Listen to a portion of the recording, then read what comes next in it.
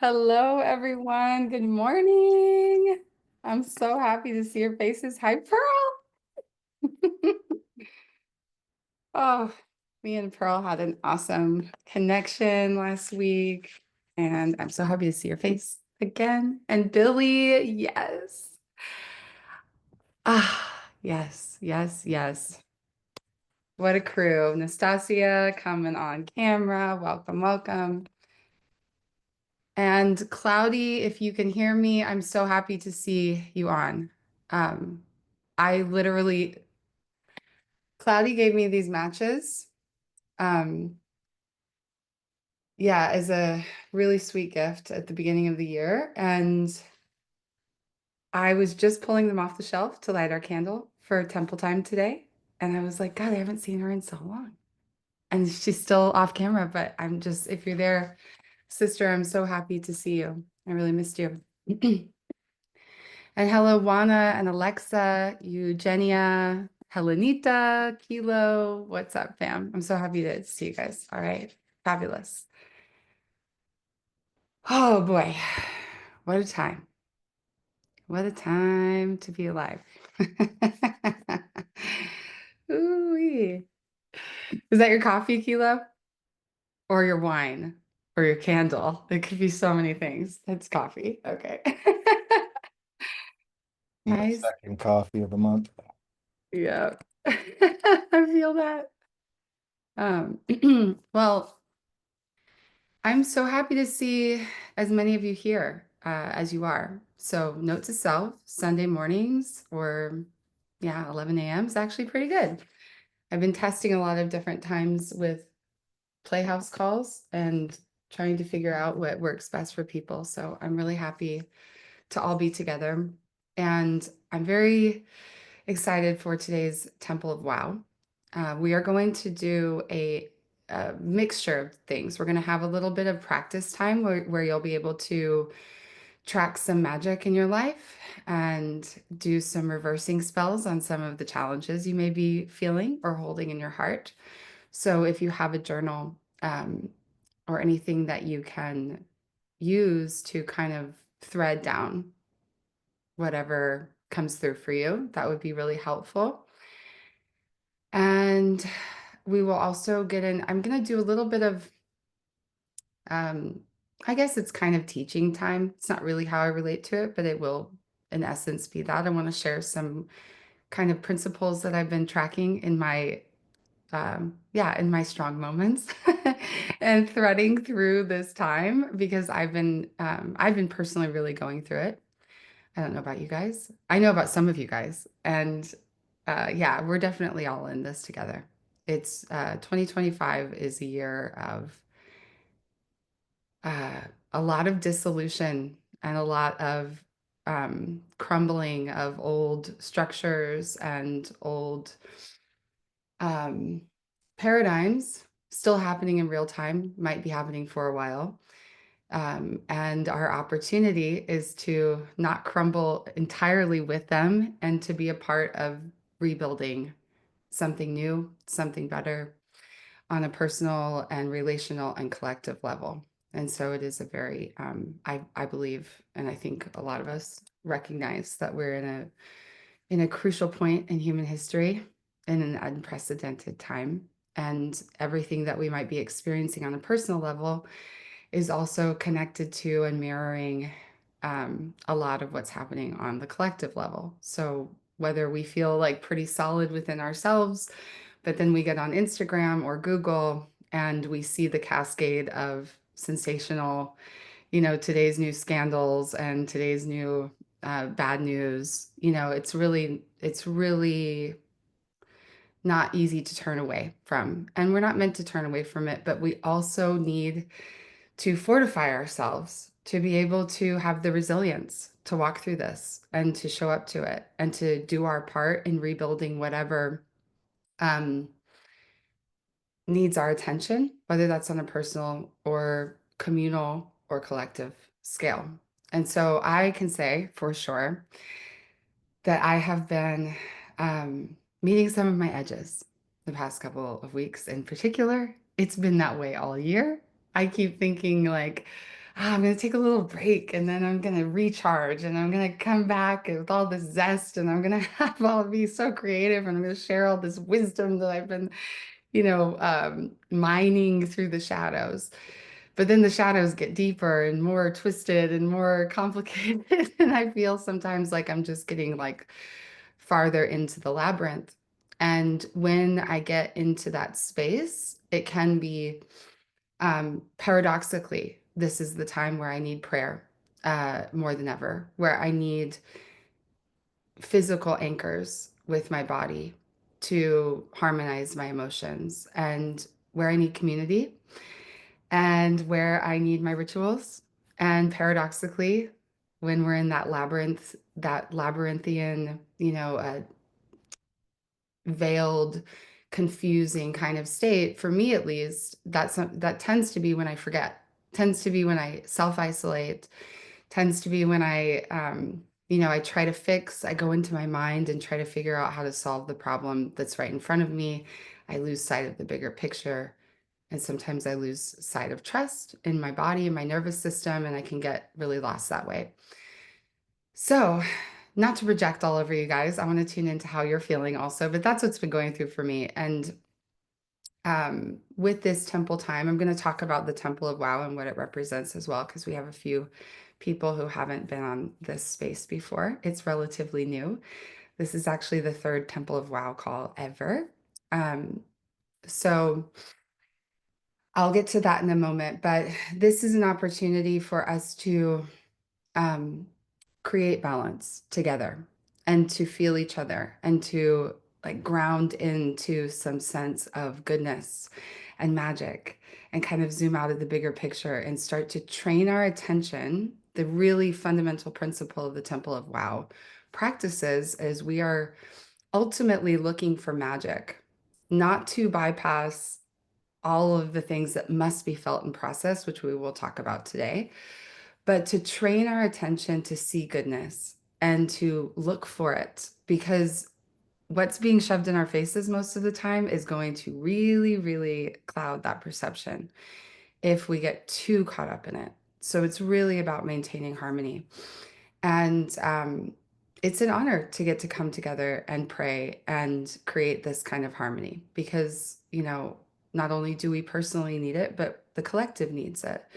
And I personally believe that when people get together with a shared intention and love in their hearts and the intention to see magic and to track it and to feed it, that actually exponentially creates ripples of love and blessing and miracle, the potential for the opening of miracles in the collective web. And so we're actually got a really nice sized group today, but our work together, it might feel humble, it might feel very personal, it might feel like it's not that big of a deal. And I'm here in the Temple of Wow to tell you it is a big deal and to remind you it is a big deal. It's a super big deal. And to help myself remember that too. So, our Temple of Wow space is founded on two magical principles that we will take some time to track to start off with. And I'll give you that prompt before we get into it. But of course, take notes if anything starts to pop up for you in any way. But the two inspirational pieces that helped me imagine this virtual temple space are holy wows and masterpiece moments. And so another word for holy wow might be a synchronicity, but we're going to make it even more yummy and exciting and fresh and call it a holy wow. Or you can come up with your own name for it. But the essence of it is a phenomenon, an occurrence that happens, through the mundane, ordinary flow of life, where suddenly you are dazzled, your breath is taken, you're suddenly arrested by the sense of wonder. And so, that might be like you're thinking about your friend, and suddenly there they are in your inbox, and you haven't spoken for a long time. Or you have a, really interesting dream, and then the symbol from that dream pops up. Wow, it's making me emotional actually, because I had this happen to me yesterday. Pops up in the physical, a few hours after you wake up. or you feel like something's going super wrong for you and you don't know how you're going to make it. You don't know where the money for your bills are going to come from. And then bam, something just comes in like a stroke of grace. And the sensation in the body is, wow, really? Wow. And that is, I think, some of the best nourishment for us in times like these, which for our generation, times like these might be the rest of our freaking lives. We don't know. On the grand scale of the human evolutionary lifespan, our lifetimes are essentially a heartbeat, and it's precious, and it's a miracle that we're here. Our body is a, constellation of virtually innumerable miracles happening perfectly at all times. But our minds are conditioned, and for good reason, to look, especially our ego mind, the personality structure of our mind, the front side of our mind, is wired to look for problems. It's wired to problem solve. It's here to protect us. It's here to scan the environment and make sure that we filter threats and that we rapidly figure out solutions to any potential threats. And so that hardwiring of this mechanism of our mind is, we're really at odds with it when life doesn't feel stable. And we have this just dauntless influx of, propaganda and clickbait and emotionally provocative posts. And we also are being trained, whether we realize it or not. And some of us are consciously or unconsciously leaning into this, training ourselves to also generate and create the most attractive to the attention, sensational, like, oh, what's a good caption? What's the best photo I can put on this thing that I want to share? How can I capture the emotional attention of others so that I can be seen and heard and known in this like absolutely like overwhelming oceanic symphony of noise that's happening at all times. And so we're a part of it. And this is really, I think, cognitively overwhelming for us, because we've never navigated anything like this. Our brains weren't our bodies, our nervous systems, our brains were not designed to filter through this much information and to feel grounded. And so when we get those moments that are the pattern interrupt to that process of tracking and filtering and problem solving and seeking and looking for threats, when something penetrates that process and just kind of breaks the pattern, where we can go, wow, like everything becomes possible for a moment. So today we are going to track that. And we're going to probably find that no matter how hard things might feel in this moment or recently or in this month or in this season, that there's actually so much of that happening virtually every single day. Our attention just isn't fixating on it.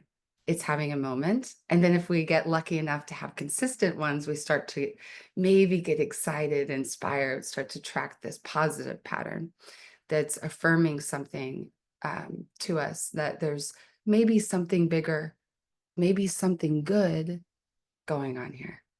Maybe actually everything's held by a field of love and miracles and goodness, even when it feels super hard.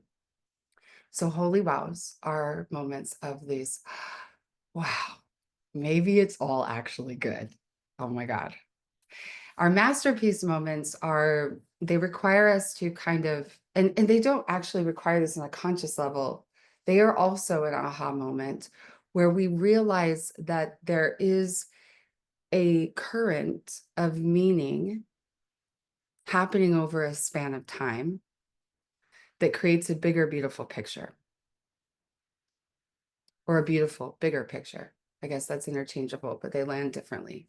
A beautiful, bigger picture. So when I titled my book Ridiculous Masterpiece, that's what I was referring to. And I also, it was like cheeky and fun to call my first crazy book, ridiculous masterpiece. But what I was really referencing is this um, really affirming, faith affirming phenomenon where over the course of time, something loops back into itself that makes sense of everything. So we might have an incredibly difficult couple of years, but there was an event, a ceremony, a dream, a relationship ending or beginning, a change, that we went through, maybe with our health or a challenge that we were confronted with that didn't make sense, felt very disorienting, felt very challenging, or maybe we just felt like we were kind of drifting with meaninglessness for a long period of time and things didn't feel like they were adding up.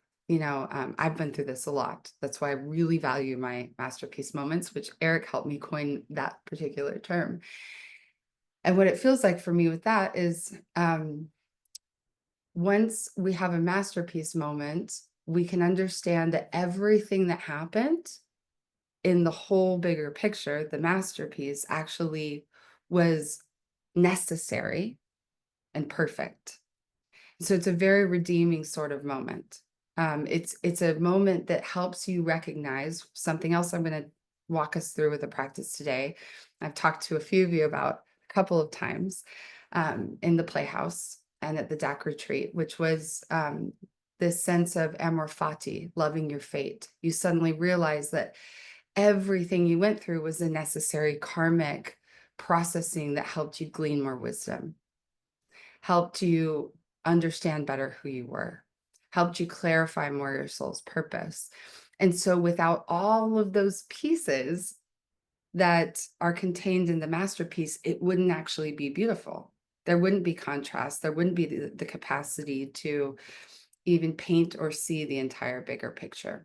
And so then we can love everything. The effect of the masterpiece moment is this sort of redemptive exhale of softening into being able to redeem everything that you couldn't once accept because it comprises the masterpiece. It makes it beautiful. So let me know. Thank you, Juana. Let me know if, oh, I just got to look at the chat. If that doesn't make sense for you, I can give you a little bit more specific reference examples, details, but it feels like for the people I can see on screen, it feels like it's resonating, but I'm super happy to get more specific or give you examples from my life. Just reading this real quick. Yay. Claudia says, I am here. The camera's not working. I've missed you in this community so much. Life's been crazy. Yes, girl. I mean, I was literally about to DM you. I've thought of it like 3 times the past couple of weeks. I was like, I wonder if what she's up to. Life has been so crazy.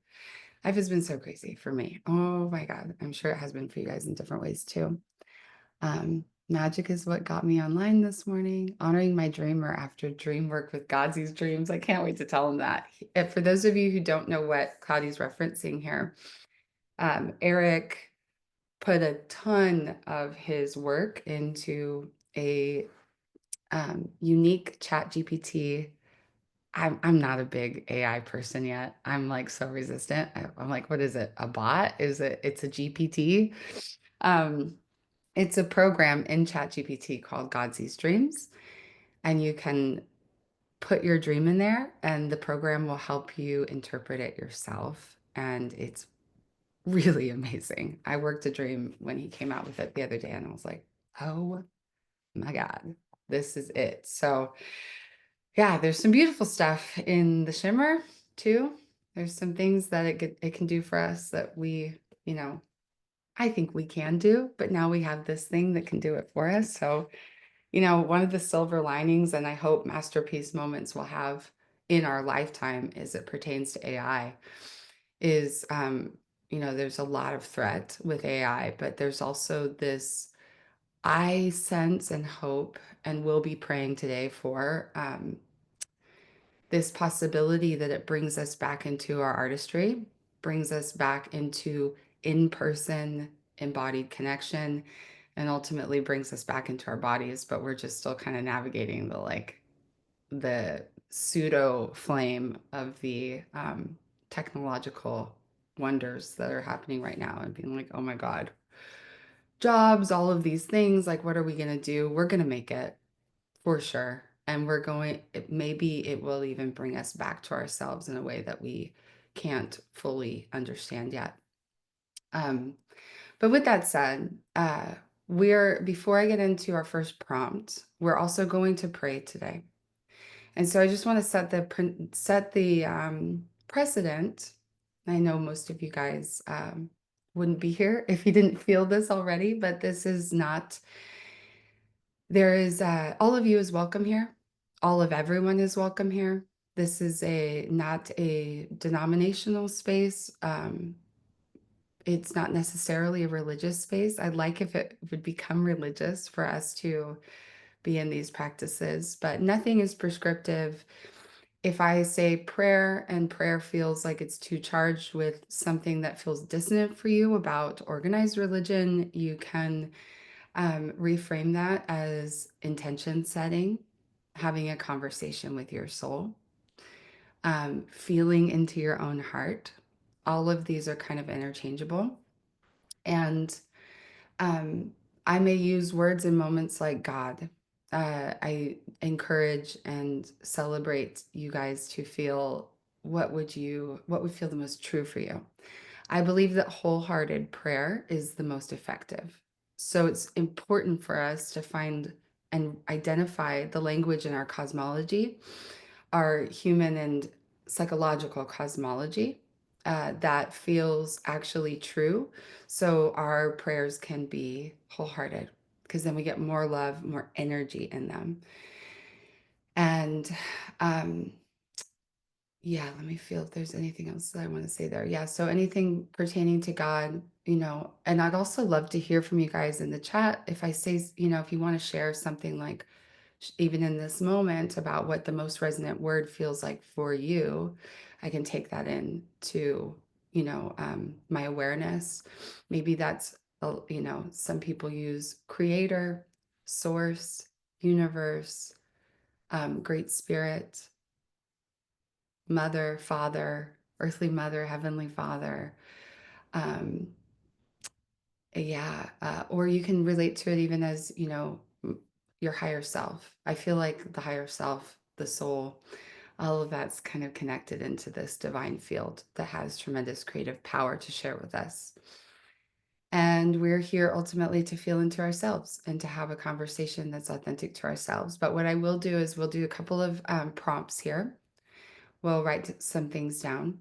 I'll share a little bit more about what we're going to be doing today regarding blessing power. So today's topic is blessing power.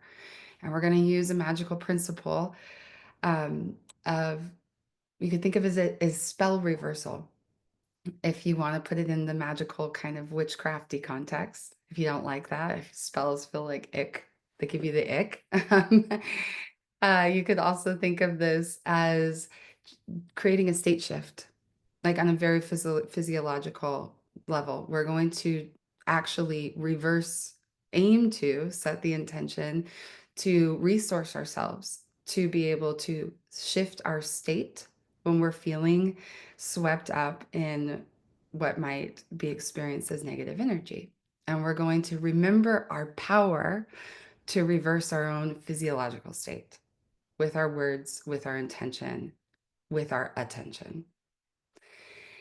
And we're going to then apply that by sending out blessings and love to anybody that we feel like we need to, anything that's clarified through this process. And we're definitely going to do that for ourselves. That's going to be our number one person who gets to receive our blessings today.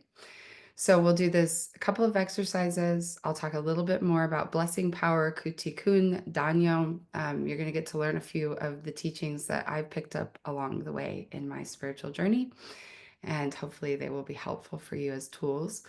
Then we'll clarify our prayers individually, kind of privately, and then I'm going to do a guided collective prayer based on the feedback I get from you guys and what's arising through my heart, and you guys can just sit and receive.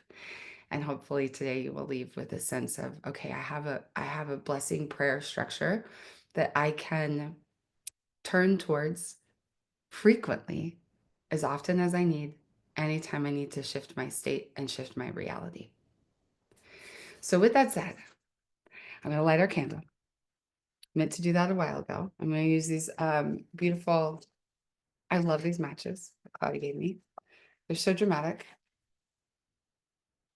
And they're definitely made for deep candles. Like this one.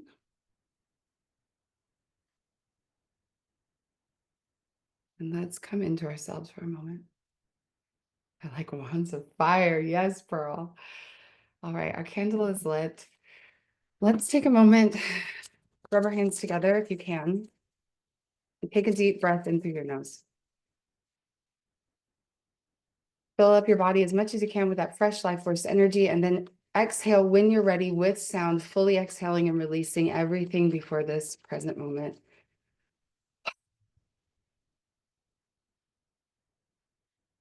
See if you can generate some heat in your palms, imagining that this is kind of meeting and connecting into the warmth of the flame that we're sharing. Take another breath in through the nose. Nice and powerful, imagining that you're sweeping up any dense residue in your body, clearing space, opening stuck crevices, a little extra heat, and then place them over the eyes. Exhale. Inhale through the nose gently this time.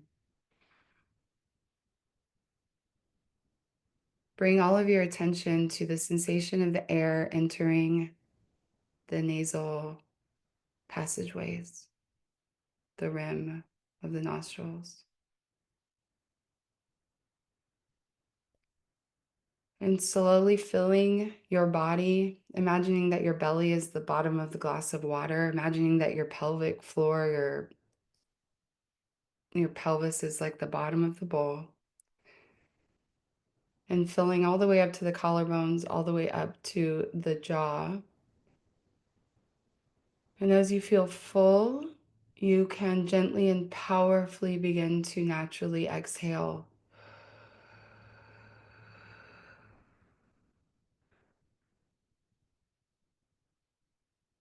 Fully resuming a very natural,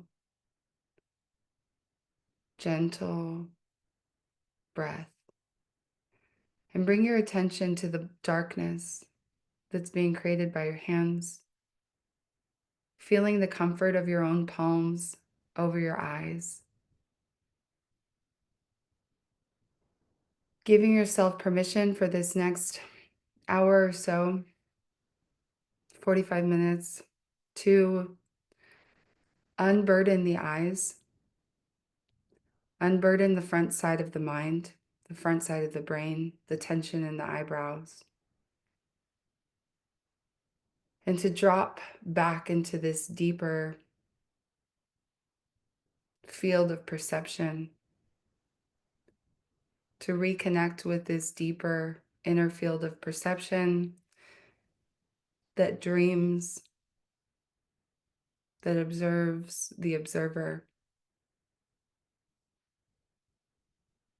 And as you feel ready, you can start to gently melt the hands down. You can rub your face, rub your jaw. You can just drop the hands into your lap, but keep your eyes closed for a moment. And stay connected to this deeper field of perception that you are.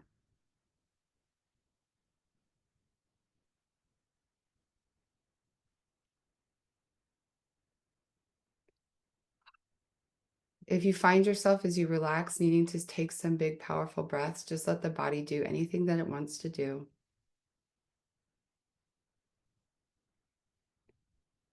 If you need to sigh, if you need a hand on the heart, the belly, or gently pressing on the thighs, grounding into the peace that holds all of the phenomenon.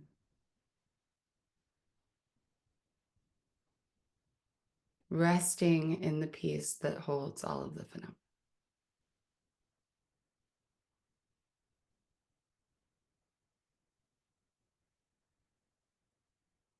feeling the silence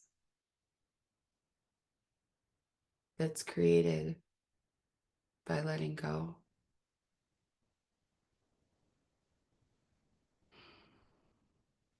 Relieving yourself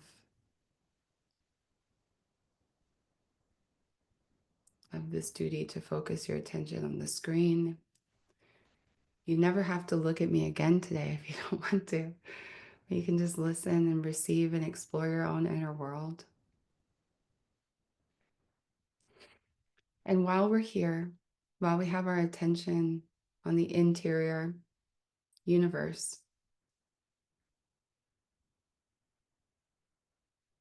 we're going to feel a few different things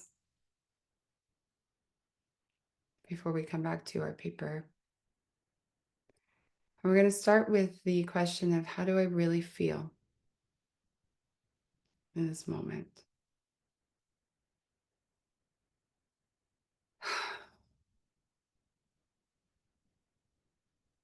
One of my teachers once told me that God just wants your honesty. We forget that because other human beings don't always want our honesty. But the intimate, infinite always wants our honesty. And the right answer is always the true answer. So what do I really feel? In this moment, having a moment of intimacy with yourself.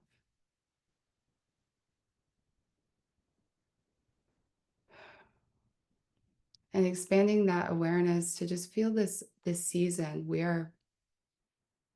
Today we are 12 days from the summer solstice, coming on the end of spring for those of us here in the Northern Hemisphere, at least.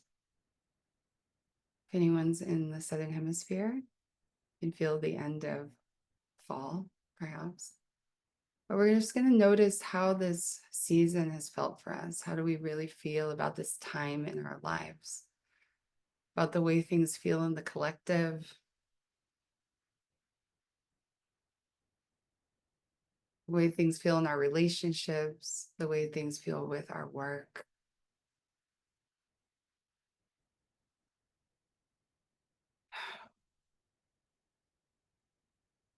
See if you can feel for a response there. How do I really feel right now? What's present in my emotional body?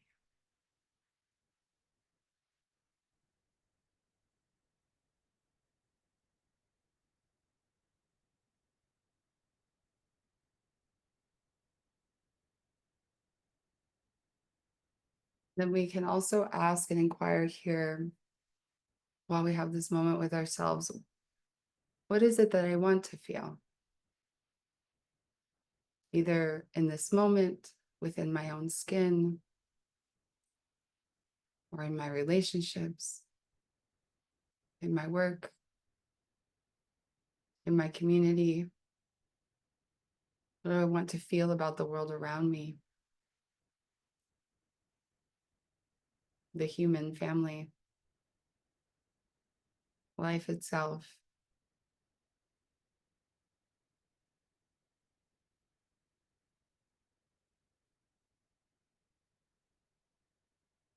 And with this moment of honesty and intimacy, which I believe is a miraculous act in many ways, many tiny little overlooked ways. If you want to thread this down and write down into your journal whatever's coming up for you about how you feel and how you want to feel, let's do that. You're also welcome to share in the chat how you're feeling this season, how you're feeling in this moment, what you're hoping for, what you would love to feel. We'll take a minute to write that down.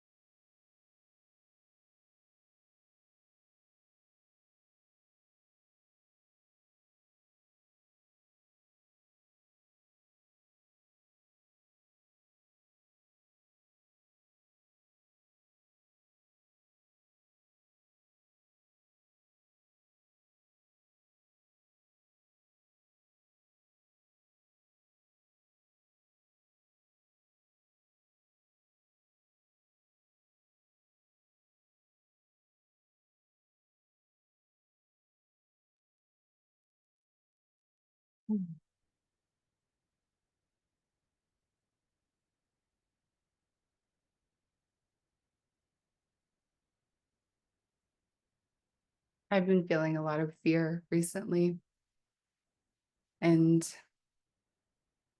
I don't think I'm feeling fear when it's happening because my ego doesn't think she's afraid. And then I touch in deeper and deeper, and it's like, oh yeah, or I feel hurt. Sometimes that's underneath anger for me. So as we're sitting today and feeling these feelings, if there's anything that has a deeper layer, it might start to open like a flower a little bit more and get to this more purified revelation. So we can keep listening for that.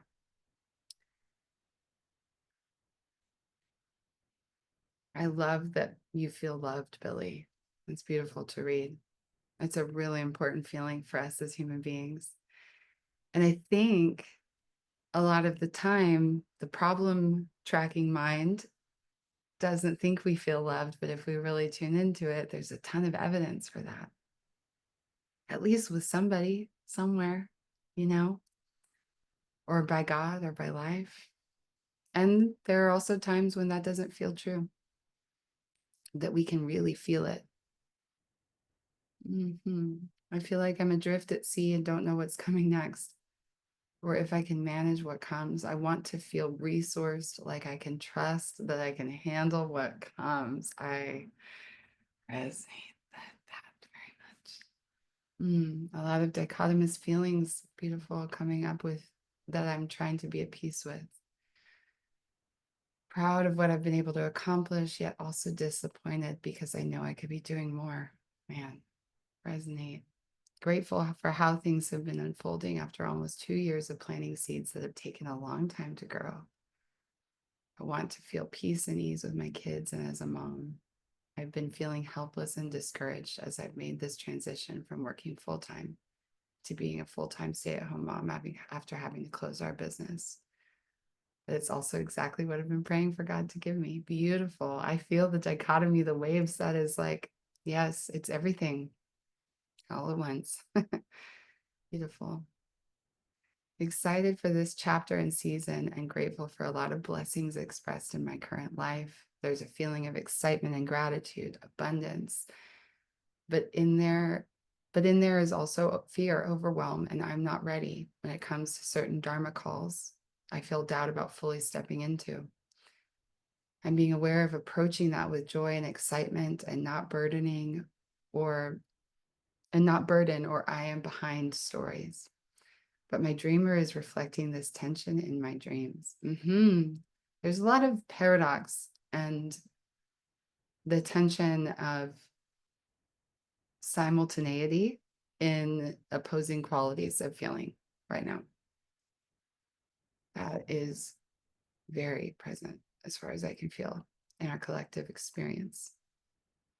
The mind game hides love. Bloody inconvenient. So true. Bloody inconvenient. Like, what? Sometimes we can get, like, for me, it's not very conscious, but it's been a human experience to kind of come up with this, like meeting this frustration with life, existence, God, like, I know I'm love. I know that there's there's an ever-present field of abundant generative love that I exist within, and I'm configured and wired in such a way with the mind game that it feels so hard to hold on to and to maintain contact with. It's bloody inconvenient indeed. Right here, my deeper layer wakes up before the alarm and moves swiftly through both the little things and the large, all the while feeling guarded, guided, and inexorably pulled by what I love. That's a poem. That's a whole poem. Beautiful, Kilo. All right. This is gorgeous. Thank you. Oh, here's more from Pearlie. How do I feel? Hopeful, activated, creative, connected in distant community, appreciated, curious, speculatively dancing with the mystery, snap, snap, what a line, growing, courting with the unknown. It's beautiful. How do I want to feel? Assured, physically fit, energized, prosperous and successful, larger social battery. Mm. From Alexa, I'm feeling a deeper desire to shift out of needing to fix slash heal myself, aware of how this has kept me in loops of stagnancy. Well, that's touching something in me. And moving into states of abundance and belief, allowing that to move me. Mhm. Yes, yes, beautiful. Juana, I'm growing in my desire to spend most of my time in ceremony, feeling really called to the elements and to nature. Beautiful. Yes, yes. I had a teacher share in February with me. Um, I'm kind of a big stage guy. I like to connect with people and I like to do things in this way where we can share in the battery of love that's very and it I that happens in social media on its best days and all of these things. And one of the teachers that I'm learning from right now said in February that this is a year for a lot of working in the unseen and trusting in that, like holding the center. So part of what we're going to work with today is holding love. How do I hold that in my center? And sometimes finding that rhythm of a ceremonial life for yourself, whatever that looks like, where you get to come back into the altar of yourself and do consistent work that nobody sees. And maybe it's very intimate. Maybe it's medicinal.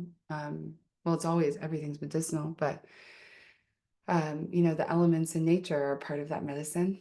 And so building that ceremonial, ritualized rhythm for the life that we're walking through right now can be really, really helpful. So I feel that very much too. Beautiful, you guys. Yay. Now we're like, the energy is palpable, more connected, more feeling each other. We're building a field here. All right, beautiful. So let's take a breath, just in through the nose. If you want to do a good morning stretch, like I suddenly need to do, like anything to kind of loosen up and open the channel of your, the instrument of your body. Remembering to drop back into that field of that deeper piece, that field of awareness that can watch the observer that we usually are, is going to be helpful for this entire exercise. So our next practice that we're going to take a moment to write down, hopefully, if you can, is we're going to take some time to track our holy wows and masterpiece moments. So my recommendation is what we want from this exercise is we want to get a few of them. Now, I feel like you guys are going to do just fine to be able to find plenty, but for just to be thorough with context is, sometimes depending on our state, it can be really hard to see them and feel them. We might be going through something that feels really challenging. That's like, I don't feel like anything good has happened for me. You know, um, I can't remember the last time. Like when I'm in my most dysregulated states, like the hyperbole is off the charts. I'm like, this always happens to me. This never happens for me. It goes into these big generalizations that aren't actually true. But that can feel very real in the emotional body sometimes. So my recommendation is start where we are now. Like, see if you can feel a wow moment that's happened for you this week, for example. Maybe it was yesterday, maybe it was in the past 7 days. So just start with today, track back 7 days. Write down anything that made you feel wow, that brought a smile to your face, brought a sense of wonder. Even if it feels really small, even if it felt like it wasn't that big of a deal, see what you can find. And then expand that out into this season because we're almost done with this season. The seasons are beautiful chapters. I think they tend to have some particular symbolic teachings for us usually. There might be a realm that of our lives, whether that's relationship or work or our dharma, creativity, whatever it may be, where we're really working in a particular realm for a season.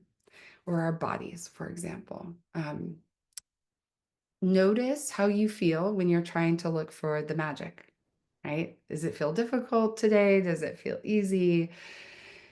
Um, go through this season and just thread down any holy wows, any masterpiece moments, any moments where you felt the pattern break and you felt like, maybe I am like more than okay. And maybe everything is fucking beautiful. And if that still doesn't feel like really you can grasp it, couple of things. I encourage you to expand beyond the personal frame and see if you can think of anything in the collective, anything in the world, anything in nature, anything about your body, or the fact that you wake up every single morning that feels actually like when you place your attention on it, it's like, oh, wow, wow.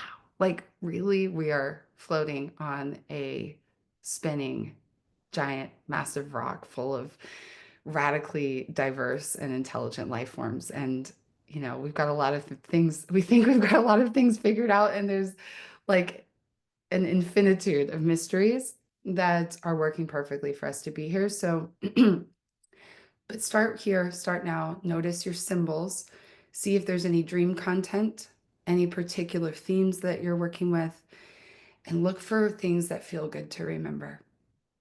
And if that still doesn't feel like enough of a frame, I just want you to go back as far as you need to reconnect to a moment that makes you feel good to remember, that makes you feel like, wow, that was pretty freaking special. What was that all about? So we're going to take about 5 minutes and do a holy wow masterpiece moment expressive writing session. And then I'll check in with you guys and we'll go from there.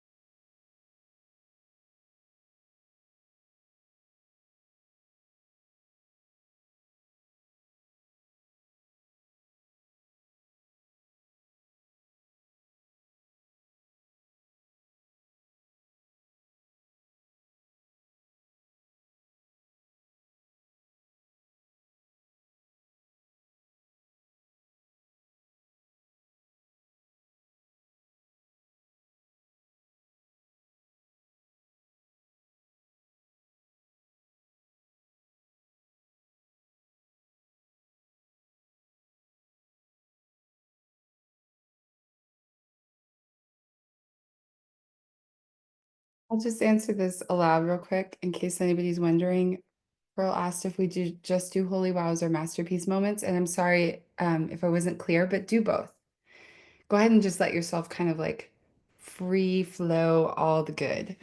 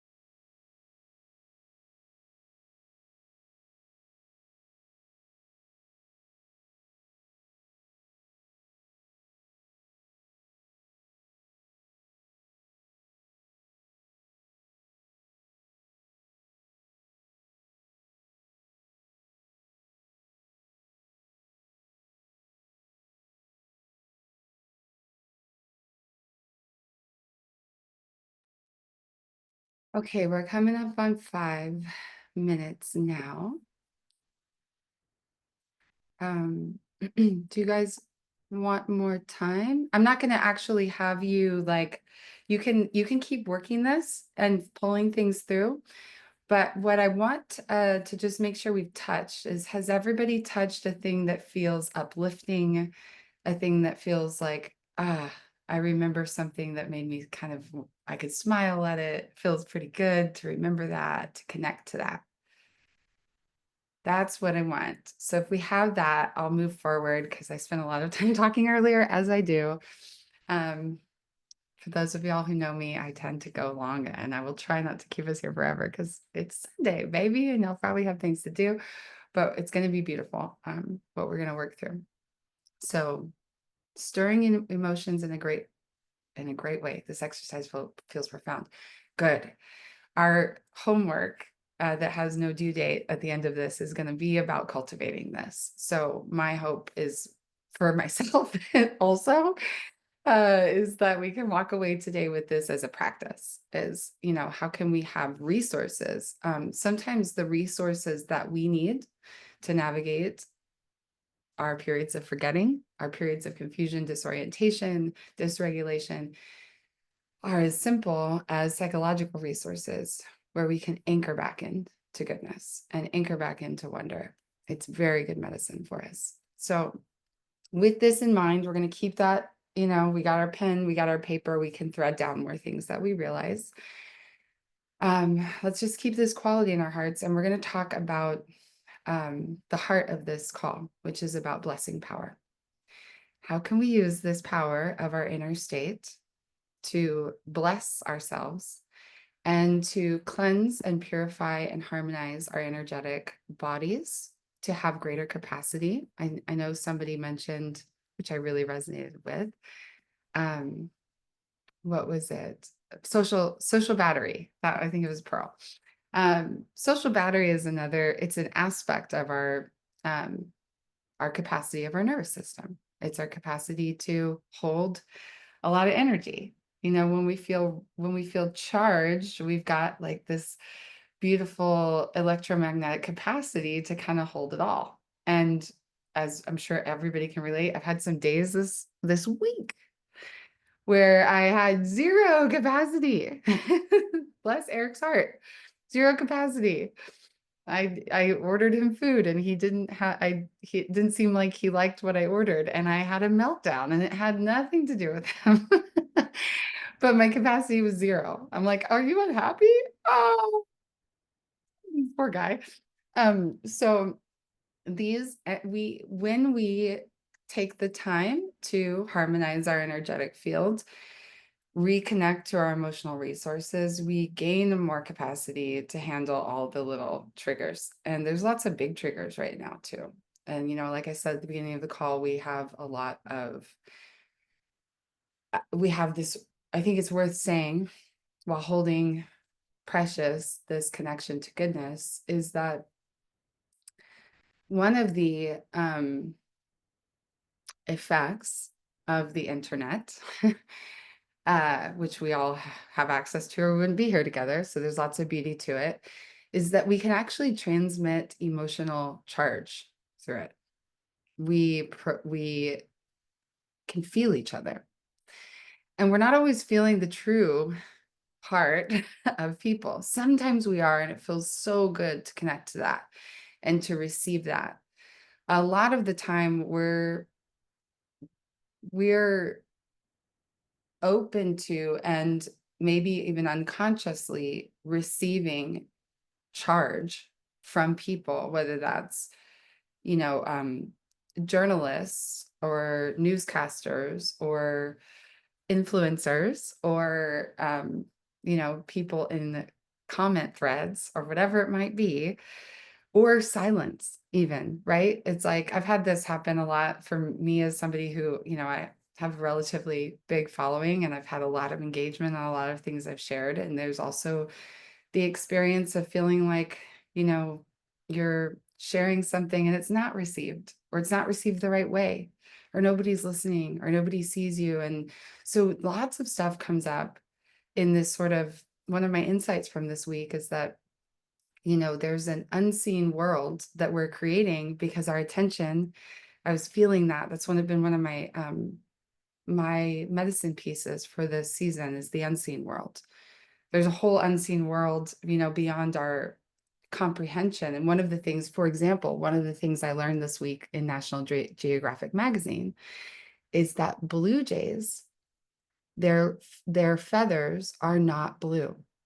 They're not actually blue. They are so uh, conductive of light. They're so translucently conductive of light that the way that we see them is vibrant blue because it's picking up the same way that we see the sky, which is also not actually blue. It's kind of disorienting. It's like, really? What? Blue jays are not actually blue. And we cannot ever see them a different way. And also on some level of perception, they are, because that's the only way we can perceive them. And we perceive blue. And does blue even exist? Like, well, mind melt. So there's a lot of humility that comes in recognizing that there's a lot happening that we don't see, but our emotional body reacts to and receives the charge of what we do see in the way that we see it, and in the way that it's informed by all of our other experiences, all of our tender fears, whatever our capacity is that day.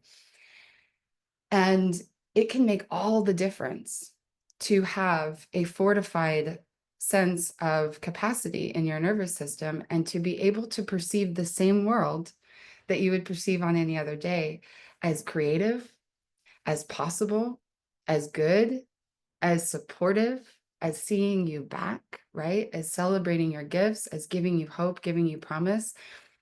The reality of objective events doesn't necessarily have very much to do with it. A lot of it's what we see and what we interpret and how we hold on to it. So when it comes to blessing, I'm going to try to put the frame that came through for me with blessing is what we're doing is we're sending love.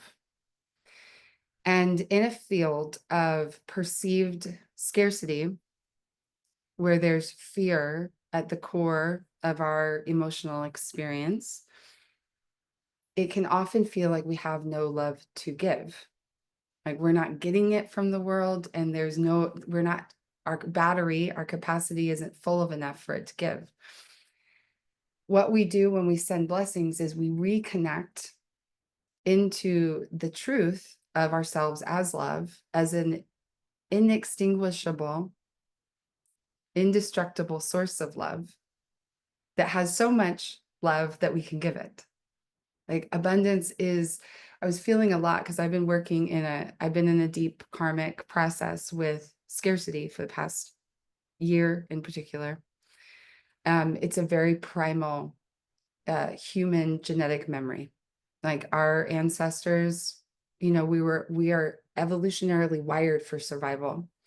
We're evolutionarily equipped with fear to make sure that we can respond to threats, protect ourselves, and survive. And so when our resources feel threatened or scarce, fear is there to help us respond. It's there to help us make things right so we can survive. But when we're perceiving a reality that triggers our fear response, that disconnects us from the field of abundance that we are, this can be, you know, this can be very destabilizing. It can be very, it can have us, if we're in that state too long without balancing it, it can have us be in a disempowered, paralyzed state where we can't respond to life. So that's our freeze response on, you know, the survival scale, fight, flight, freeze. We see a lot of people fighting too, right? It's like, oh, my reaction to my fear, my reaction to not feeling safe in the world, welcome in the world, secure in the world, secure in my resources, is I'm going to fight for them. Also a brilliant, intelligent response, but we might be having this entire response of freeze and fight and flight and all of this to a perceived reality that isn't actually the truth of reality in and of itself. It's a self-generated reality. So when we make time to bless the world, to bless ourselves, and we send love, we reconnect with the truth of our nature. Creatures use that for me. Yes, yes, yes. I feel that. Yeah, the animal kingdom and human beings, in their goodness, like they'll remind us of this field where there isn't a drama. They don't have that same cognitive interpretation feature. They're just being, right? Um, so when we're talking about sending blessings, the essence of it is we're going to send love. And what I want to give you guys today as a gift is this, and I talked about this a bit in my post. I know a few of you came in from the post I did on Instagram, which is there's a couple different ways to look at this, but it's sort of uh, it's the energy in our emotional body that disconnects us from love. And it has lots of different names. There's one really intense form of that is a name called Wetiko that Paul Levy brought to the surface in his book, Dispelling Wetiko. We'll see a lot of that in public discourse, which is almost has this poisonous effect. It gets into our psyche and it starts to distort our perception, disconnect us from love, disconnect us from our true nature. My teacher in the Pachacuti Mesa tradition, when I studied in 2022 for a year as an apprentice, my teacher taught it to me as daño. And daño means, I looked up finally like the translation from Spanish to English, and it means damage. And so what she would tell us is every time we sat at our altar, because that ceremonial work was done at an altar, that's where not all of my altar, I was already working with altars before that, but the structure I work in now with the 5 different directions and 5 different elements, she would say, every time you sit at your altar, every time you sit to pray, you have to cleanse yourself first of daño. And that we're always gathering it, collecting it, and giving it. And we do this unconsciously. And we can also protect ourselves from it. But the essence of it is, excuse me real quick.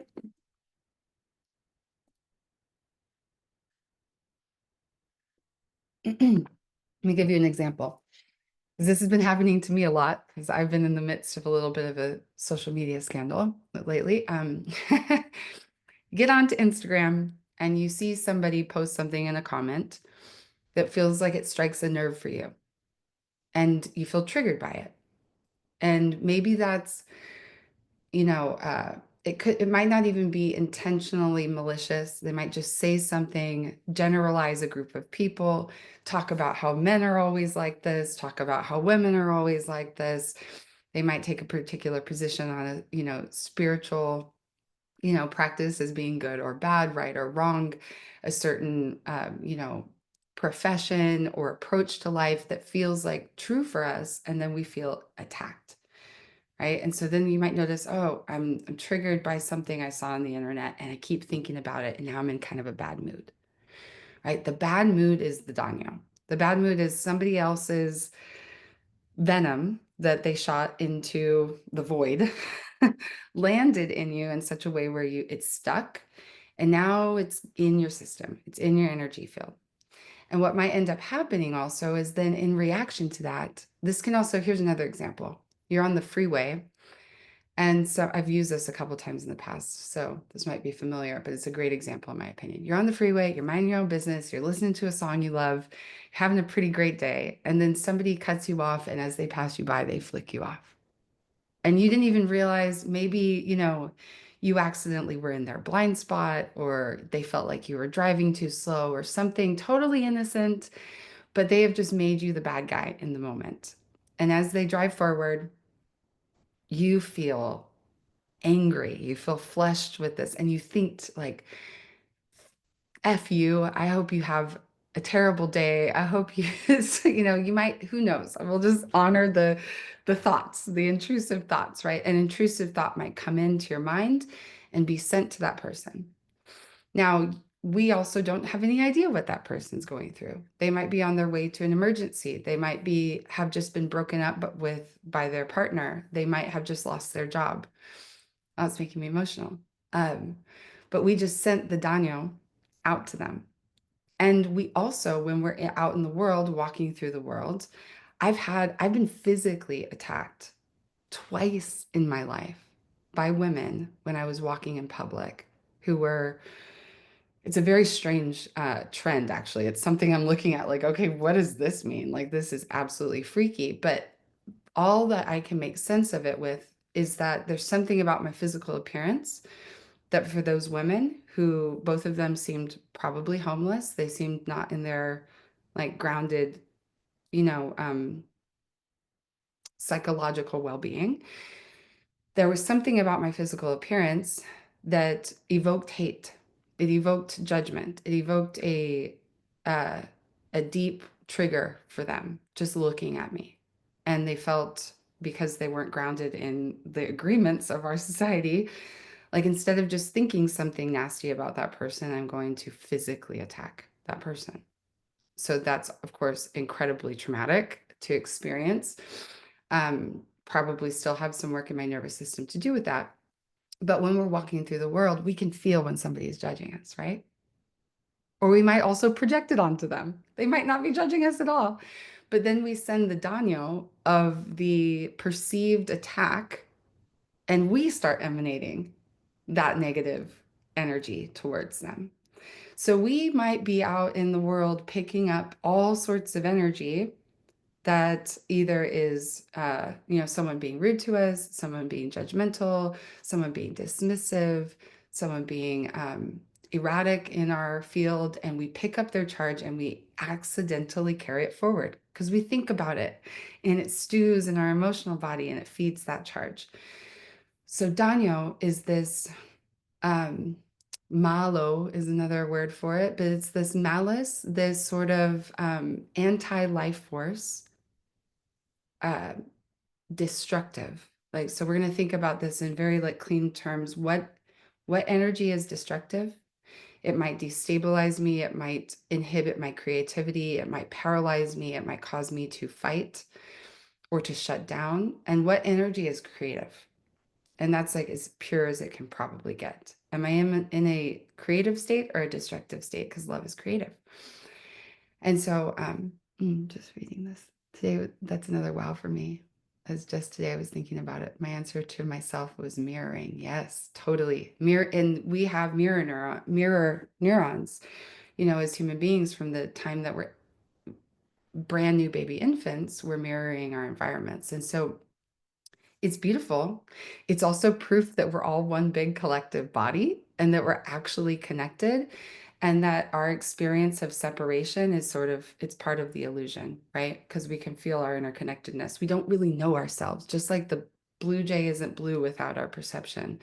Our entire self-concept is informed by this like constant feedback loop of our mirror neurons. We know who we are, we tell who we are, that who we are is mirrored back to us by the people that see us and know us and trust us, and that who we are is also challenged by people who don't understand us, don't see us in love. And sometimes we can take that on. So my teacher taught us every time we sit down, if we want to be a clear and open vessel, to give good prayers and to be able to receive guidance, to actually be able to listen and receive not the constructs of the front part of our mind, but the deeper wisdom of ourselves, the deeper wisdom of our souls, is we have to cleanse the daño every time. And I've done one call on this, which is uploaded into the Playhouse in the classroom, which I'll talk about the Playhouse at the end for anybody who's not a part of it. But there's a recording in there that has a lot more in-depth information about purifying as an energetic hygiene practice.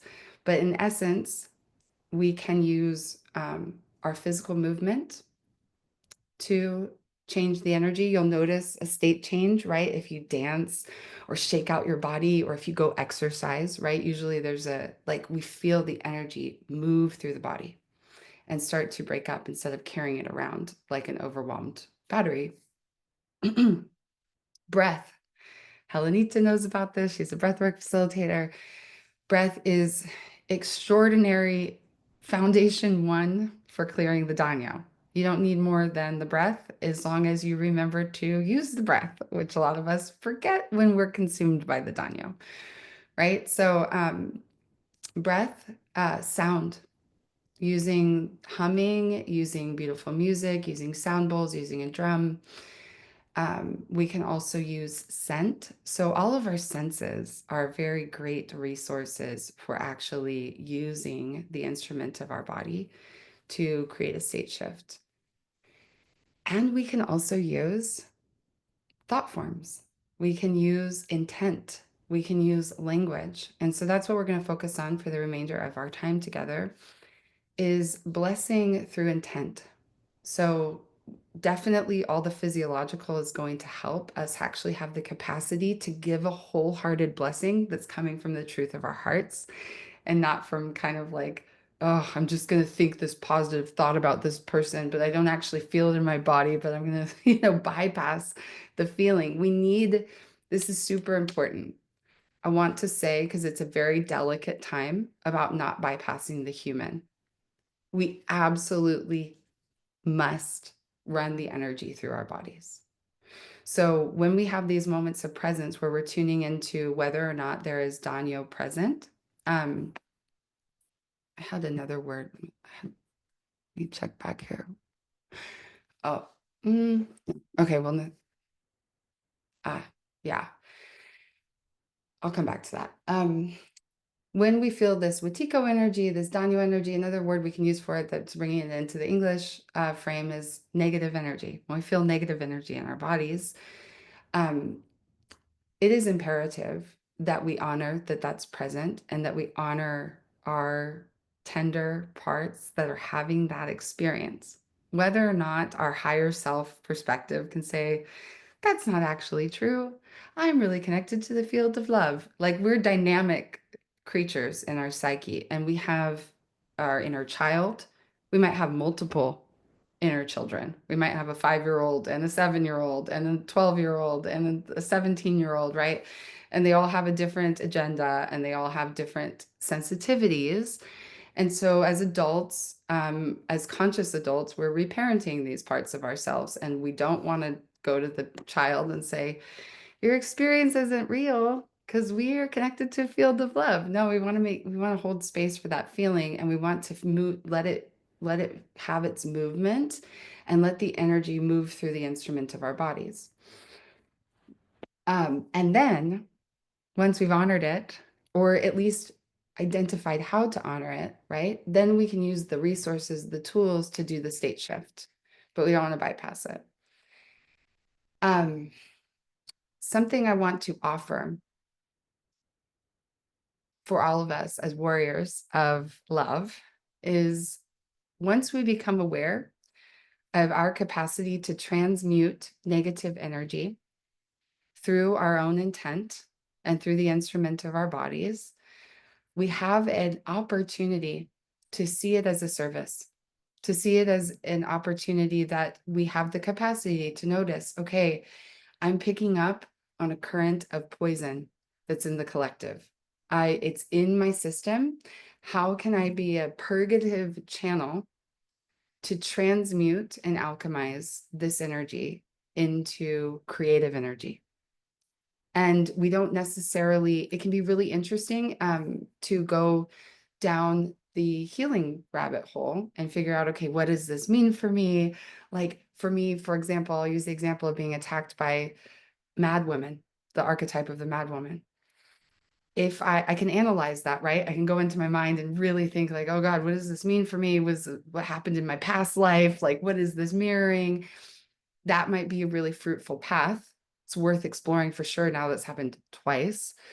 But it also might be, I'm touching into a current of venom and pain and fear and hatred that's part of the collective web of life. And now that I have access to it, I can be a vessel through which it is metabolized into creative energy. And that doesn't necessarily mean that I need to make any story about myself around it. I can just become the instrument of metabolizing that venom. There is a I've heard it said, and I've gone down the rabbit hole. I really like this. So I've also read on Google that this isn't totally true, but for our intents and purposes, um, I've heard that peacocks consume toxic, poisonous prey, little creatures, etc., in the natural habitat that most life forms can't consume, and that they use that for fuel to turn into their beautiful feathers. It's part of Emily Fletcher's teachings. She's got a lot of magical teachings when it comes to this stuff. I really like that as a metaphor. Um, if we can think of ourselves in the peacock medicine, it's like, all right, here's a little venom. Instead of it being more powerful than me, I'm going to nom, nom, nom, eat it up and turn it into beauty. So that is also what we do when we come to the altar of our own hearts with the intention to send blessings, to bless the world, to bless ourselves, is that intention to be the peacock medicine without bypassing, but also as like a clean, clear warrior, like, yep, someone's got to do it and it's in me, so let it be me, you know? Yes, be the peacock. It's great. Just reading this real quick. Regular body scanning. Yes. Juana does it all the time. I love it. Go girl. Um, yeah, so important. Helenitas. Yeah. Yes. Oh, yes, Pearl. Okay, we're good about Kuti Kun is what we're gonna get into next. Um, Body scanning. Yes, that practice. Check in. If I was a battery, am I charged on the negative or am I charged on the positive? We don't need to be pure positivity all the time. That would be boring and that's not realistic. But we do want, if we look at our life in the span of 7-day period, for example, how many days have I spent in the negative charge or in the positive charge? Or we can look at one day. What's best for you is best for everyone. What's best for you is best for the collective. And so if it's the most generative life force, yeah, we're efficiently making use of our precious time to be vessels of life force, then yes, we want the majority of the time to be in the positive energy because we want to have the capacity to be creators. And we need that, right? So this gets into Kutikun, which is what Pearl referenced here. And this was a teaching I received from my current or most recent maestro from Colombia, who is a medicine carrier for the Chavin lineage.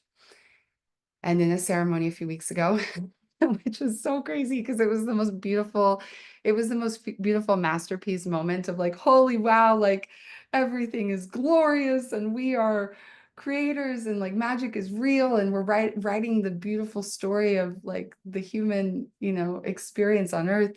And then blammo, right after ceremony, shit got so hard for me. It got so hard for me and everybody in the ceremony. Like it just fell. So it was like the ultimate invitation, like, okay, you understand this principle now of Kuti Kun, which I'm about to share with you guys. Now practice it right now, go. And so Kuti Kun, in this, I believe it's Quechua language. This principle means to reverse. It means to take something and create it and creatively reverse the energy of it. So what I'm going to offer us to do now as our final little exercise before our collective prayer is, and I'm going to share a few more things before we get into the writing exercise for you guys. But we are going to work on reversal. So we're going to take what feels like the curses we are sending out and the curses that we are letting in, and we're going to turn them into blessings. We're going to reverse that language, reverse that energy, reverse that intention. So, for example, one thing that, like, to use the road rage guy, right? What would it be like to use Kutikun in that situation? I would feel the impulse to curse him and be like, I hope you learn your lesson today, or whatever might come up, and be like genuinely connecting into love. Like, I hope you realize the effect of your energy on other people. I deeply wish that for you. I deeply wish that you can feel that kind of awareness and compassion. I'm blessing you to feel connected to love and to feel connected to other people enough to be aware of that for yourself, for your highest good. Like, we can start to train this, right? Like when we feel the impulse to send out the daño and send out the venom, to reverse spell that, to be like the good witch that's like, bless, I bless you, I bless you, I bless you. It's really hard, right? Like, can I bless the woman that grabs me by my hair as I'm walking down the street? Probably not in that moment. But we're also going to work with this right now is, okay, maybe we don't have the capacity, nor should we, to instantly be able to bless an experience that feels incredibly threatening to us. But as soon as we can recognize our creative power, our blessing power to cast that reversal spell and to apply the Kutikun, reframe, then we can reconnect to the field of abundant love, and we can send that out into the field that's sending a ton of unconscious venom in all directions at all times. Yes. Wow. Read this real quick. That's so wild. Wow. Saskia. Poet takes the poison or material turns into, wow. Damn, that's what we do as poets. 100%. Holy wow. Holy wow. And Cloudy's in her neighborhood. It has peacocks in it right now. Mona says it works with dance too. 100%. Let's go, disco balls. Yes, amazing. Okay, so I'm going to give you a couple more examples really quick. So actually, we can do this in real time, but the one other thing I want to touch on that helps us, this is going to support our masterpiece moment relationship, is something I've been really contemplating, is we have this sort of general societal construct of karma as being you get what you deserve, right? And we might feel that. That's a little like subtle curse that we kind of send out, like when we see someone being an ass and we're just like, all right, well, you're gonna get what you deserve eventually. Or somebody's, that we like, maybe it's a politician or government official and something's happening. And it's like, yeah, that's karma, baby. That's in the paradigm of unforgiving punishment. And if we relate to the world as though we're constantly being punished and we deserve punishment, and when bad things happen to us or when challenging things happen to us, we're getting what we deserve, that is going to really perpetuate the cycles of cursing ourselves, cursing each other, cursing ourselves, cursing each other, right? So I want to offer what I've slowly been learning over the past few years. The different, more original frame of karma is it is your school.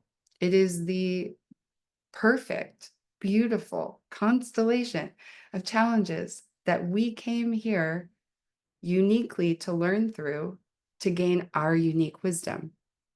So every challenge is like, and I've been really going through it this season, and it's like, can I kutikun my relationship with challenge instead of being like, what did I do to deserve this? Why is this happening to me? I can't believe this is happening to me. Where did I go wrong? Why am I being punished? Those aren't conscious thoughts, but it's in the energetic relationship to it. If I can reframe that to like, all right, we're in school and we got a new, finals exam and it has to do with not having a job or not having enough money or having this physical challenge or whatever. And wow, I've been blessed with getting to learn this. I've been blessed to be one of the individuals on this planet who masters an aspect of human wisdom through this experience that just got thrown onto my lap, maybe like a pile of dog shit, but I can see it as a gift. Yeah, if you're a good alchemist, you always get a lot of this. That's right. Yes, yes, and Billy, and then we don't feel deserving. Exactly. If we feel like we've done something, that we're getting punished for, then we are living in the reality that we don't deserve good things. So we want to be empowered, right? We want to go like, oh, I'm getting this challenge because I'm fit to learn this wisdom. I'm equipped to get this treasure. I'm perfectly designed for this unique job. And when I get that treasure, however long it takes, I get to share it with all the other people who are going through a similar school as me. I get to be their little lighthouse in moments. Yes, this is for me. That's the kutikun. This is not happening to me, it's happening for me. We want to honor the little inner child that's like, this is happening to me, and be like, I hear you, I feel you. Do you need to move it through your body? Do you need to cry? Do you need to scream? Do you need to hit a pillow? Do you need to go play? I hear you, but I know it's happening for me, and I'm going to bless my life with the absolute knowing. As I hold it all, as I allow myself to feel everything, that the guardian angel of my higher self is going to hold this entire experience and say, this is for me, baby. So this is what I'm going to call our Amor Fati exercise. So we are going to take a moment to look at some of the challenges that we are currently going through. And these might be challenges we've been in for a long time. They might be challenges that we've been in, it's very recent. It's very sudden. It feels like, oh my God, why is this happening to me? Let's take a moment to write down the challenges that we feel like are in our school right now, the school of our lives. So let's take 5. We will be here till 1 o'clock. I hope you guys can stay. If not, there will be a recording and you can drop back into it and listen to the prayer and feel the closing pieces. And I will call us back in a moment, and let's really give ourselves to this. And I'm going to put a couple other prompts in. Actually, no, we're going to take a few minutes, 3 minutes to write down some of the first challenges that pop up. We didn't need to go through the whole history of our lives. Then I'm going to have a couple more prompts for you guys. Yes, they can be current. If you don't feel like you're having a challenge right now, if this doesn't feel alive for you, you can also, just for the sake of being in the practice with the Kutikun, reflect on anything that is recent or, similar to how we tracked holy vows. Just go back as far as you need to go to recognize and identify something that felt like it was part of the karmic school of wisdom teachings that you've navigated.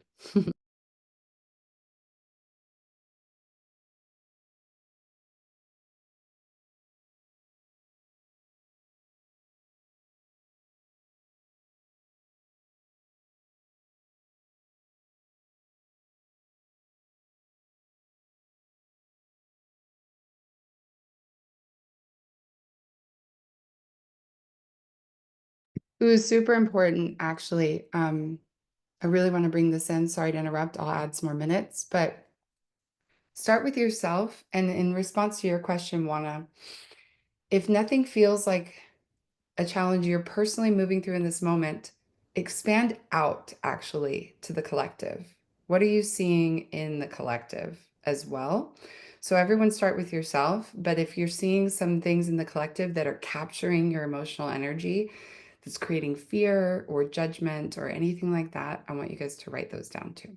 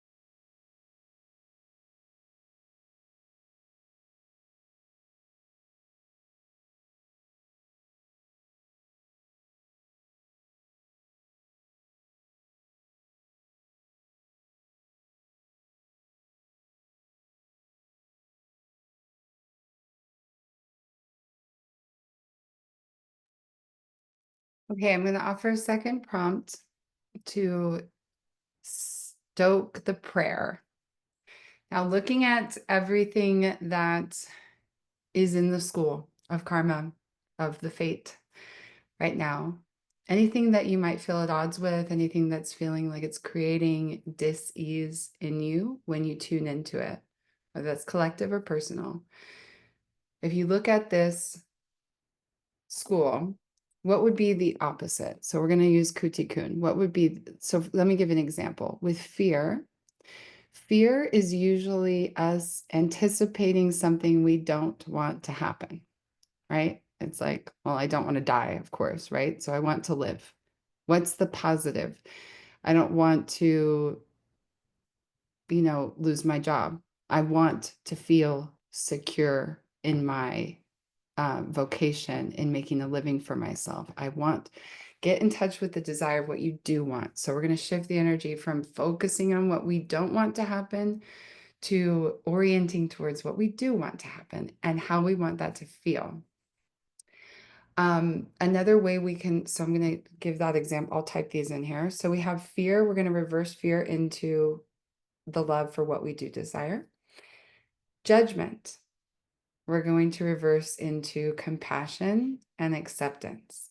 So if we're having a problem where we wish this person was behaving differently or doing something different or showing up differently, can we shift that into how either find what's true for you, either what it feels like in the body to radically accept them as they are in this moment, trusting and knowing that they're in their school and that they're perfectly where they're meant to be to learn exactly what they're meant to learn, or compassion, where it's maybe there's something underneath that's creating pain that I can love. So how can you love them? And this is very important for yourself. If you're feeling judgment for yourself, like I'm in this school where I just, I can't overcome my resistance to working out. That's happening for me a lot right now. It's like I have a lot of physical pain. I get through all these days and then I judge myself. I'm like, oh, you went through an entire day. You could have worked out. Like and like this harsh judge comes in. What would radical love, radical compassion, radical acceptance, radical support say? Maybe it's, I totally believe in you that you can do this if you want to. Like, I know there's a part of you that wants to take care of yourself. What would that frequency say to this part of the self? What would encouragement say? So you can also think of this compassion, acceptance, encouragement when it comes to judgment. And then we're going to reverse blame to forgiveness. One of my friends, McCod Brooks, said something to me many years ago that's never left me. And it was so helpful. And he said, true forgiveness says thank you. It doesn't just begrudgingly say, ugh, I forgive you. Okay, I accept you. Like all the way through the core, all the way back to the heart, forgiveness says thank you. Thank you because however things unfolded is catalyzing this development of my consciousness. Maybe we look at, the current government, and if that's a pain point right now in your school of life or governments in other countries, maybe it might be so hard to find, but can you find a strand that's like, I forgive that you don't have the capacity yet to understand the repercussions of your actions, or thank you for creating so much chaos that we're going to be forced to rise to the occasion, and we're going to build a new and better world. If that doesn't feel true for you, don't write anything that doesn't feel true for you. But I want you to explore the reversing spell.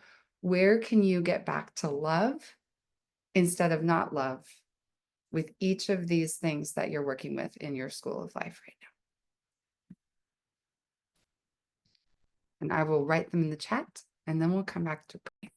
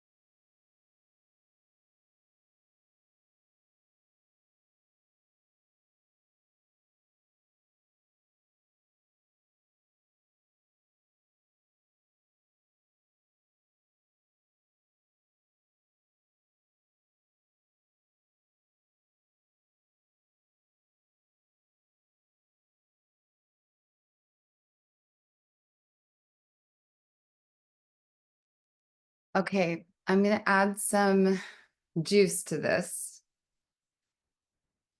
There's probably a lot coming up. Maybe, maybe not. But this is a, what's the word I want? Like an inquiry, exploration. There's a better word that I really want that I can't grab. This is an exploration that we are doing, an excavation. There's still a better word. Anyways, this process is something that's kind of like a rabbit hole of beauty. Like you can spend a lot of time going through and reverse engineering and tracking these aspects of the karmic experience of both yourself, your relationships, your community, and the collective for a long time. And it would probably be really worthwhile, actually. So I hope that this can just be like a momentary springboard for something. Maybe you make a little practice, for 10 minutes a day or 30 minutes a day this week, like preparing for summer solstice. Maybe you want to bring this in and really do the um, be a psychic engineer, reverse these spells, like reframe these experiences and phenomenon. But what I'm going to do is give you guys a couple of last prompts. So I'm going to give you an example, and feel free, of course, to keep writing and just kind of hearing me peripherally. Something that came up for me in my inquiry was my physical pain in my body. My reaction, fear's reaction to that physical pain that happens every time I feel it, which is every day, is, oh my God, something's wrong with me. Something's wrong with me. Something's wrong with me. I got to figure out what's wrong with me. And deep at that core fear is that something's wrong with me that means I'm dying. Like that's the tender, deep, deep fear, right? Another frame that just came through for me during this practice is that my pain is bringing me into my body. After a lifetime of being in my mind and really getting to flutter around the external world and focus on relationships and be up in the clouds with my thoughts and be really externalized, the pain is doing me a deep service, bringing me into my body, helping me be more conscious about how I treat myself, helping me be more conscious about what I consume, helping me broaden and deepen my education about my physical vessel, and helping prepare me for motherhood. Like there's a fear for me to dare to trust that. But what if that's exactly why this is happening for me, right? And I can feel the excitement of that probably being true. It's up against a lot of programming, but that's the kind of reversal that we're going to try to find with each one of these things. Once I touch that, I can become grateful to the pain. Every time I feel it, I can say, thank you for bringing me back into my body. Gratitude, it's said so often, but because it's true, gratitude is an incredible energetic nourishment for our bodies. It brings us back to love. It brings us back to trust. It helps us reconnect to that field of abundant love that we have enough to share with other people. It helps give us the capacity to bless everything that's happening for us. So whatever's coming through in your brainstorming or dreamstorming here, identify a couple, maybe if it's just one that you're going to work with right now, or a few that you want to work with, and feel if you can find gratitude for them, right? Like where can you really touch gratitude? See if you can. And what I want to say about that really quick is that is the heart of the masterpiece moment, right? Like if I develop a more cognizant and present relationship with my body and my relationship to my body transforms, then one day I can look back on the pain and say, that was a ridiculous masterpiece. I'm so grateful that that happened, right? Might take a while, but that's what's going to get me there. So let's find that now. And then we're going to hype it up. So this is the last key. So I'm going to use my example just to give you guys an example. Hype it up with encouragement. This is where we get to amplify the blessing power. So if I feel pain, instead of, oh, something's wrong with me. I need to make an appointment with the doctor. Oh, I need to work out. Oh, shame, judgment, all this stuff. Boom. Thank you, pain, for bringing me into my body. Then boom, to the mirror or just to the self. Caitlyn, you've got this. You're going to feel so much better in your body than you've ever felt before because of this. You've got everything that you need. Become that cheerleader with the encouragement. That's such a blessing. You know how we can see it in each other, like somebody we love. It's like, you've got this. Like, look at how gifted you are. Look at how extraordinary you are. Look at how beautiful and pure your heart is. What do you need to hear to just be the ultimate number one cheerleader? Bless yourself with as many, your blood is going to flow like crystal clear water. Your eyes are going to be brighter than ever. You're going to start sleeping so deeply because of this experience. You're getting so many tools. Your medicine basket is so full of resources now because of this experience. You're doing such a good job, and it's only going to get better and better and better. Ah, so that is the secret sauce. We're going to pick something that we're going to bless, whether that's with self or the world or relationship. It can be for another person, because here's the magic code. When we do it for ourselves, it's lovely. It's it's the heart of it. It's so effective. It's so important. Please bless yourself first. But also when we do it for somebody else, we instantly feel it. That frequency instantly fills our body. So we instantly do for ourselves everything that we give to other people. It's the nature of reciprocity. It's the nature of the sacred relationship of Aini. We get what we receive. It's the light side of karma. we receive what we get.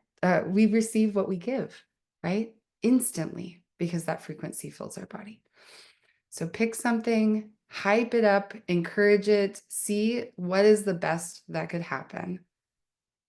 And when you're done with that prompt, if you can write a pearl in the chat, hyping yourself up or blessing up whatever your topic is, or if it feels too personal, you can just put, a few keywords that you're blessing up reality with today, and we can just populate those into the chat and feel each other.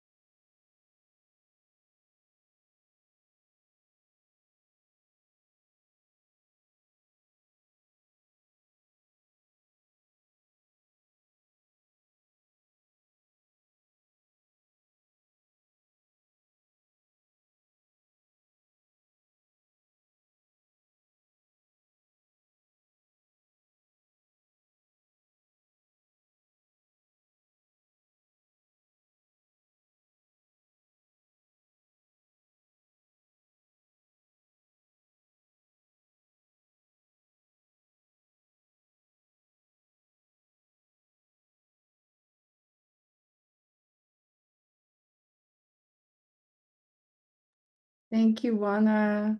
Love you. So good to have you. Blessing you. We'll we'll be sending you prayers and blessings, sister, as always. Um, let's start in the chat and see, just for the sake of time, lots of prompts today. And then we'll see how we're feeling temperature-wise for verbal shares.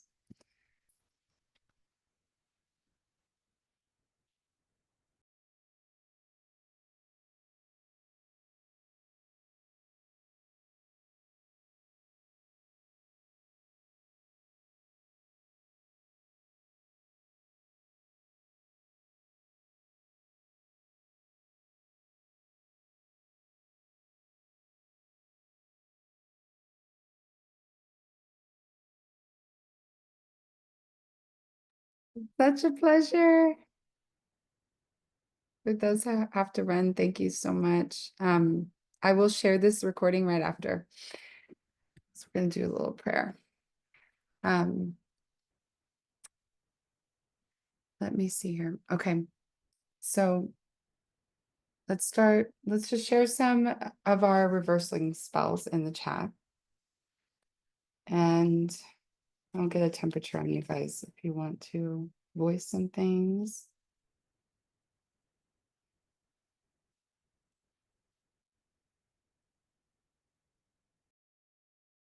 What you might be noticing with this practice is you can construct a blessing prayer that can be a resource, and you can be really generous with yourself, and you can be really generous with the world. And what might come through today might be the beginning of something that can be a resource for you daily, to shift the frequency. Oh, yeah. This is great. Yes, yes, yes. Yeah.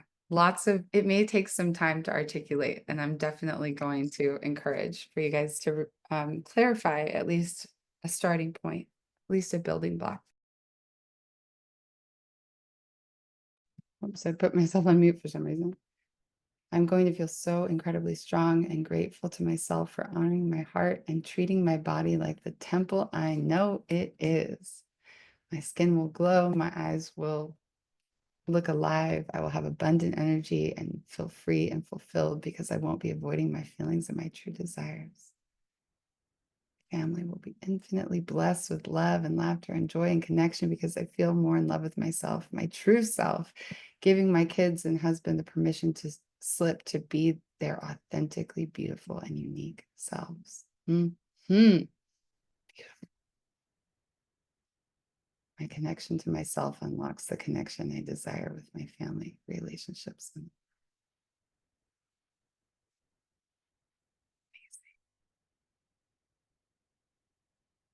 blessing the resilience of friends and their earnest capacity to give. May they receive bountifully. I trust you. What a like little arrow of love. I trust you. I trust you. I trust you. That's a blessing. I trust you. Mirror neurons. What happens when you send out, I trust you? We love to be trusted. We want to honor that, right? Not all, I mean, there's exceptions. We're not going to go down the rabbit hole. We call it forward. We give permission to that potential to be true. If we send out, I don't trust you, I don't trust you, the mirror neurons go, oh, I'm not trusted. I'm not trustworthy. It's interesting. I love the emojis. I accept and give blessings to myself. I accept and circulate the blessings for my family and the community I celebrate with the guide, the angel, and the abuelas all around me. I am sent, I am sustained, I am sourced, I am circulating, I am sweetened, I am centered. May all my family know love. We are one love. All is well. I surrender all that is gone. I welcome all that is to come. This feels good no matter what. Perhaps this is why I will always be in peace. I am well, I give love. I feel joy, all is in order, and I am all in with it. Thank you. Aho! Amazing. I probably should have just had you guys read these. You'll crush it. Uh, um, we can still do some shares at the end for anybody who wants to share. Pearls, compassion, acceptance, and faith. Holy wow moment. The way you welcomed me to this space. Yes, I felt it too. Thank you for being here. I've been pretty disconnected and randomly found two dates amongst a box of old things. They were both from 1969, and the dates added up to 9, a significant number for me. This is a 9-year. This is completion. The cycle is coming to a close. One came from my grandfather's old things, and the other from my dad's passport. The dreamer told me connection is there if I accept the invitation, and here I am. Yes. Beautiful. Wow, Bolivia and Peru in the bloodstream of our circle. Beautiful. Amazing. Okay. Hmm.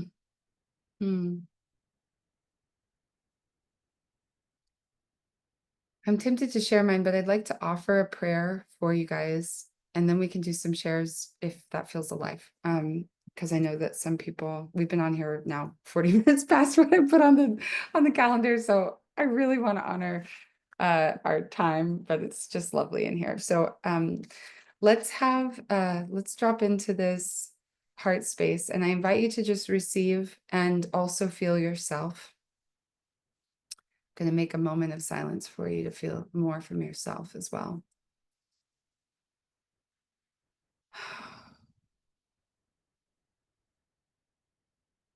Calling upon the name of the benevolent Most High in all of our individual lexicons in any way that feels true for who we are and how we experience existence in this universe.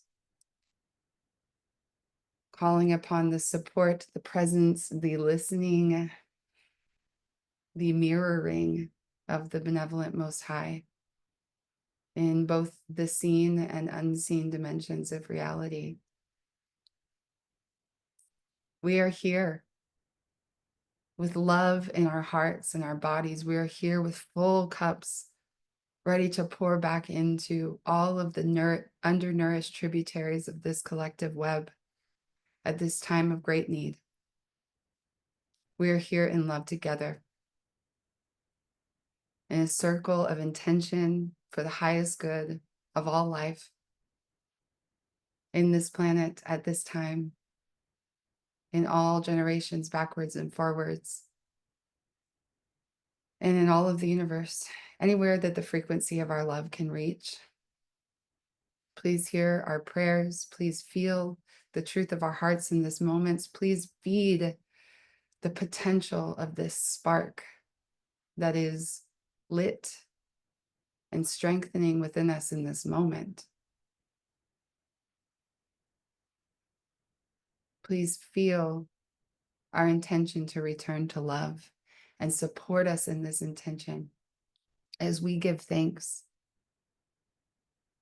as we remember our power to call forward a more beautiful, harmonious, creative reality.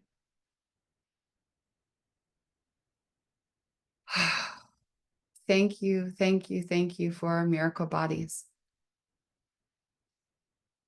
Thank you, thank you, thank you for the miracle of this technology that allows us to find each other in moments of confusion, disorientation, and isolation. Thank you for the reflections of love that we find when we trust one another. Thank you for the remembrance that we're not alone, that our suffering is not unique, not evidence of anything more than our power. Thank you for the ways that we remind each other of this. Thank you for this present moment. Thank you for the ample, innumerable resources that wait with bated breath at times for us to just turn towards them and receive. Thank you for our capacity to feel Thank you for the brilliant intelligence of our emotions. Thank you for our values. Thank you for the ways that the world around us triggers our awareness to become more aware of the values that we hold deep in our center of centers. Please help us to use this awareness in a good and creative way. Please help us to refine and clarify what we stand for and share it in a benevolent, helpful, and loving way. Please guide us into the ways that this offering we make through the clarification of our values, through love, can be shared with other people in a time where they truly need it. Please help us to recognize the need for love in others. Please help us to recognize the need for help in the suffering of others.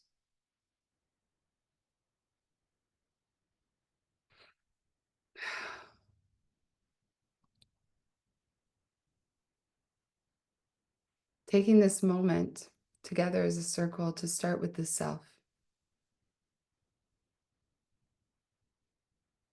to be witnessed by all of these divine forces, the elements, life force, the universe, our gods, by whatever name rings true, to feel into the perfect path of our becoming in this life, in this form at this time.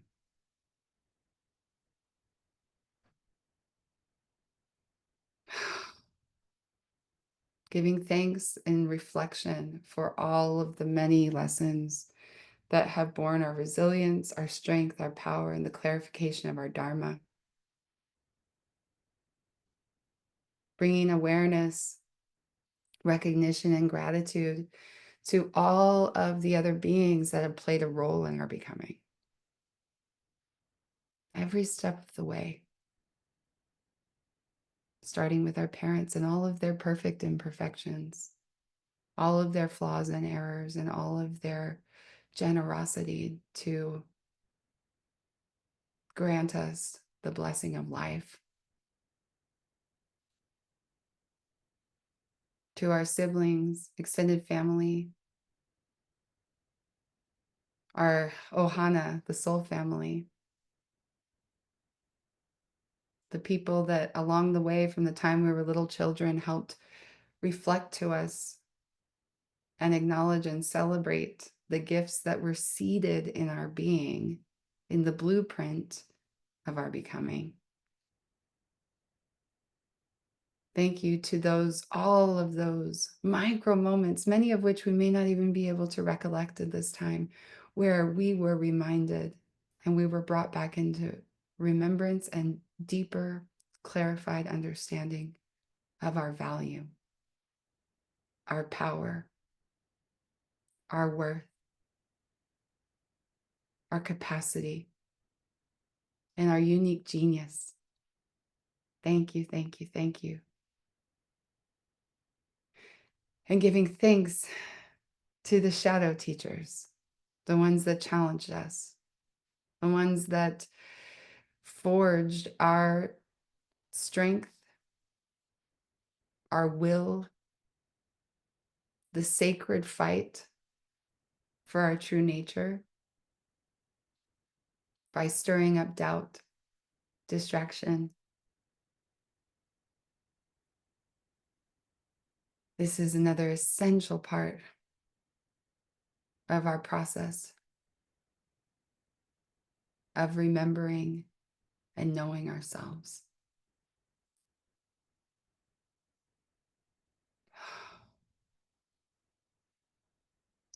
Giving thanks for all of the ways that the earth and life has met our needs, has surpassed our expectations, has amazed us, has granted us surprise parties, little moments of wonder and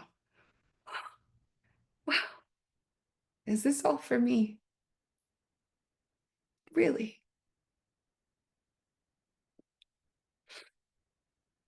Thank you for the surprise party that is my life. May I stay open to receive it. May I recognize it when you come to my doorstep with a gift. May I never forget for too long, stay too preoccupied to receive the gift you have prepared for me. May no gift be too small for me to say, wow.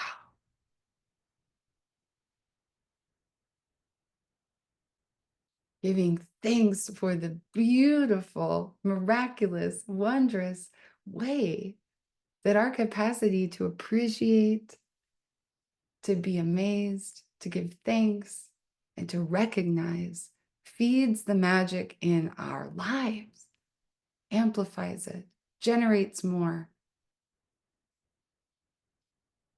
Please, God, please, all of our benevolent Most High, supporting spirits in all dimensions, help us to remember this superpower we carry to generate more, to generate more goodness, to generate more magic, to be the reminder for somebody else just by being love, just by being forgiving, just by smiling when the arrow comes towards us and then it just falls to the floor and it pops up like little bubbles of hearts. Pew. May we stay unbothered by what is not ours to learn from. May we shine that impervious trust back onto all arrows that are not meant to teach us. And may it break the spell. May it break the spell. And when the arrows land, let them be for our greatest good. Let us learn. Let us receive them with gratitude. Thank you. I have something precious to learn in this moment. I have something of great value presenting itself to me, and I am willing to do the work that it takes to receive the gift. Thank you for the school of my life. Thank you, pain. Thank you, loss. Thank you, grief. Thank you, uncertainty. Thank you, the dissolution of everything I've known so I can learn and know something new.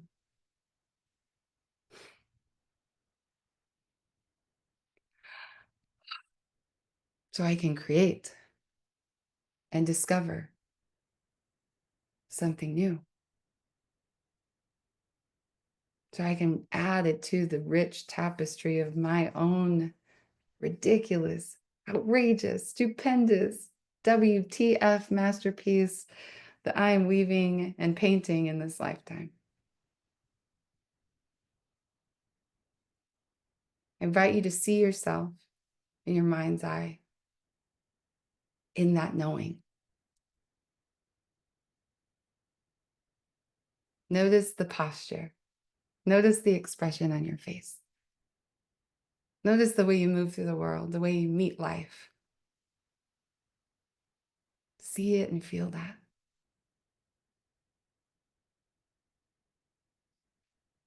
See the possibility that is present in that knowing.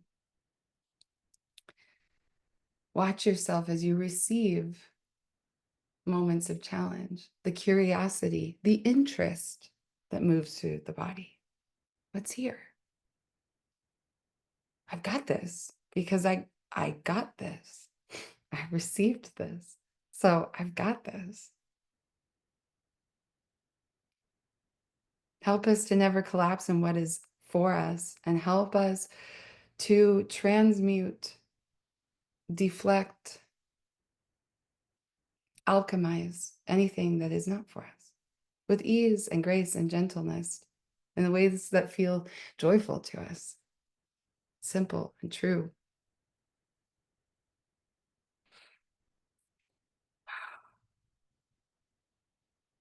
And expanding that awareness into the greater field of our lives. Expanding that vision and blessing it upon all of those that we love and hold dear, the people we interact with each day. Seeing them in this potential to radically celebrate the surprise party of their own lives, to feel radically competent, radically prepared, and interested, like an apprentice and a master at the same time, for anything that is theirs to hold, like an alchemist of the poison arrow. Wildly accepting and permissive of all the true feelings, but radically equipped to transmute them through feeling and knowing and trusting.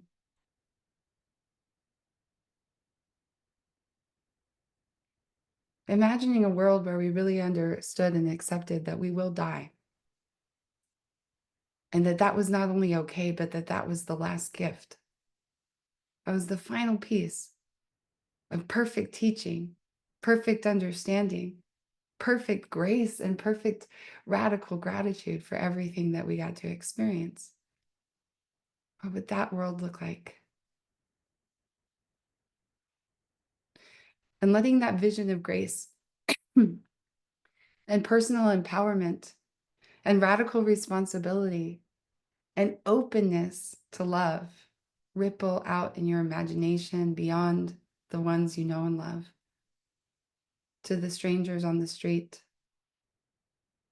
to the people in the other cars, to the politicians, the government officials, the corporate CEOs, and with incredible blessings and bowing to those in the world of many, many number who are suffering at the fallout of a paradigm that does not trust love, that does not feel this competency, does not feel this grace, cannot be with the emotion. Blessing and bowing to each and every person suffering from a paradigm that agrees to be in the field of conflict and fear,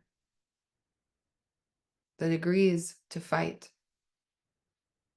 and harm and blame. Recognizing that we are still in the fallout of this paradigm and we are at the very, very first moments of dawn for something new. So bowing to every single human being right now who is suffering, holding the part, the node in the web of life that is suffering in this moment, so the greater collective body of the human race can learn, evolve, adapt, and create something new, better, and different, so that life on this planet can sustain and thrive. Bowing to the sacrifices, bowing to the errors, bowing to the deep internal suffering that must be present in those who are perpetrating harm at this time. Honoring the suffering of holding that note, that thread in the collective masterpiece that we all co-create.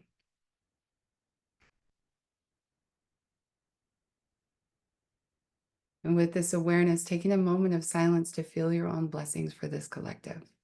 Feel your own blessings for anybody in this entire rippling web that needs you to see them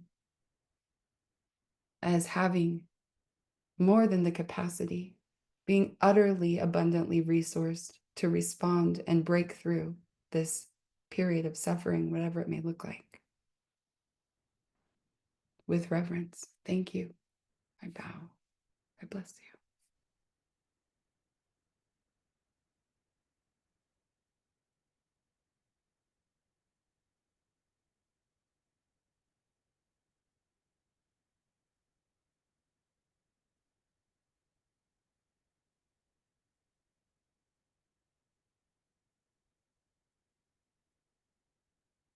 Taking a deep breath.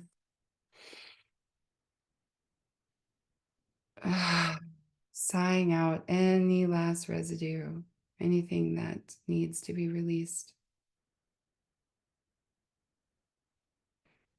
And gently opening your eyes and taking a moment to look around at the eyes on the screen.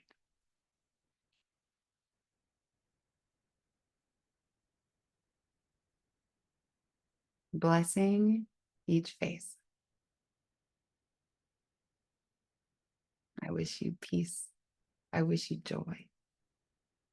I wish you radical, super yummy, juicy hope. I wish you faith, trust, and creative eros. I wish you inspiration. I wish you energy. I see you in love. I see you in your power. I trust you, like Billy said. I trust you. And I wish for you to trust yourself. Thank you for reminding me that I can trust myself. And I wish you total healing and quick and enjoyable processes of getting those treasures out of the karmic lessons of this time and all of the times to come. Let it feel more like a surprise than a shock. Anytime the shock comes, maybe break into a happy dance. Imagine confetti like falling from the sky. Like, okay. Just try it on.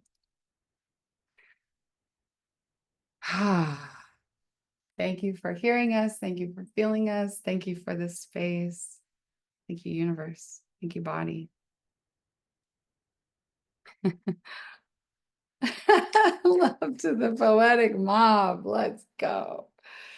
I'm going to read Alexa's as well because I didn't read it earlier. Just give it a voice. Thank you for the ways I am able to effortlessly weave, dance, magic, and sensuality to create spaces of celebration and portals of possibility. Let's go.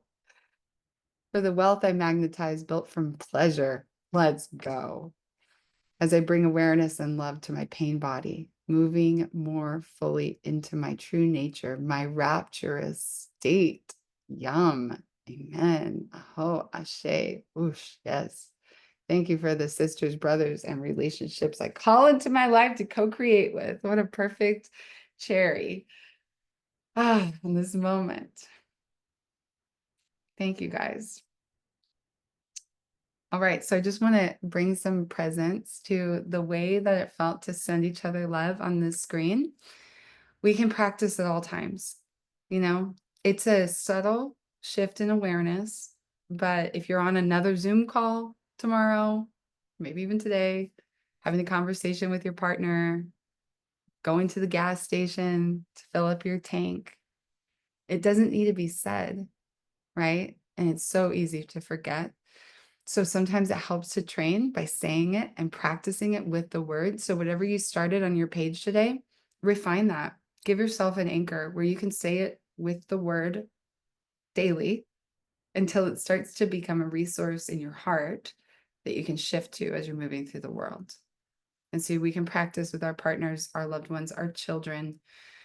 We can practice when we're in moments of conflict, right? I bless you. Letting that feel and look however it feels. And we can practice this with people who challenge us on social media or in the news. What would it look like, you know, to look at this person's image, read the headline and say, I bless you.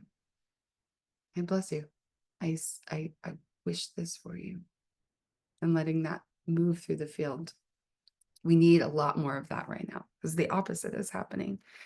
And if you get caught up in the Danyo, hopefully this will help bring in this sort of body scanning moments of doing a battery check and saying, okay, I'm going to clear the Danyo. I'm going to send out blessings.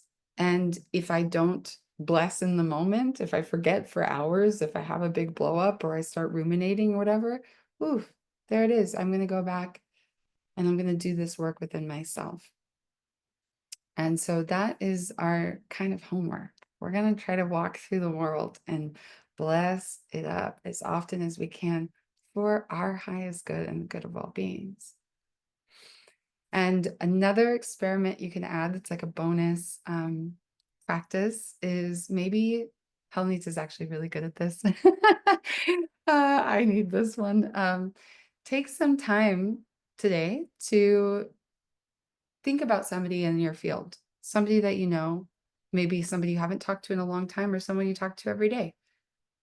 And take a moment to get into your heart and articulate a blessing for them that you sincerely feel and hope that they can feel about themselves. And just send them a text message, send a little voice note. I was thinking about you, and I really hope that you're feeling really good in your body, and that you can feel how powerful you are as a creator and how much I believe in you and how beautiful you are to my heart. Thank you for existing. Thank you for showing up. I see how strong you're being. You got this, whatever feels true. And send that out and let yourself receive that medicine too. All right. Okay. So this is our prayer. We've laid it down. It's open. The altar is lit.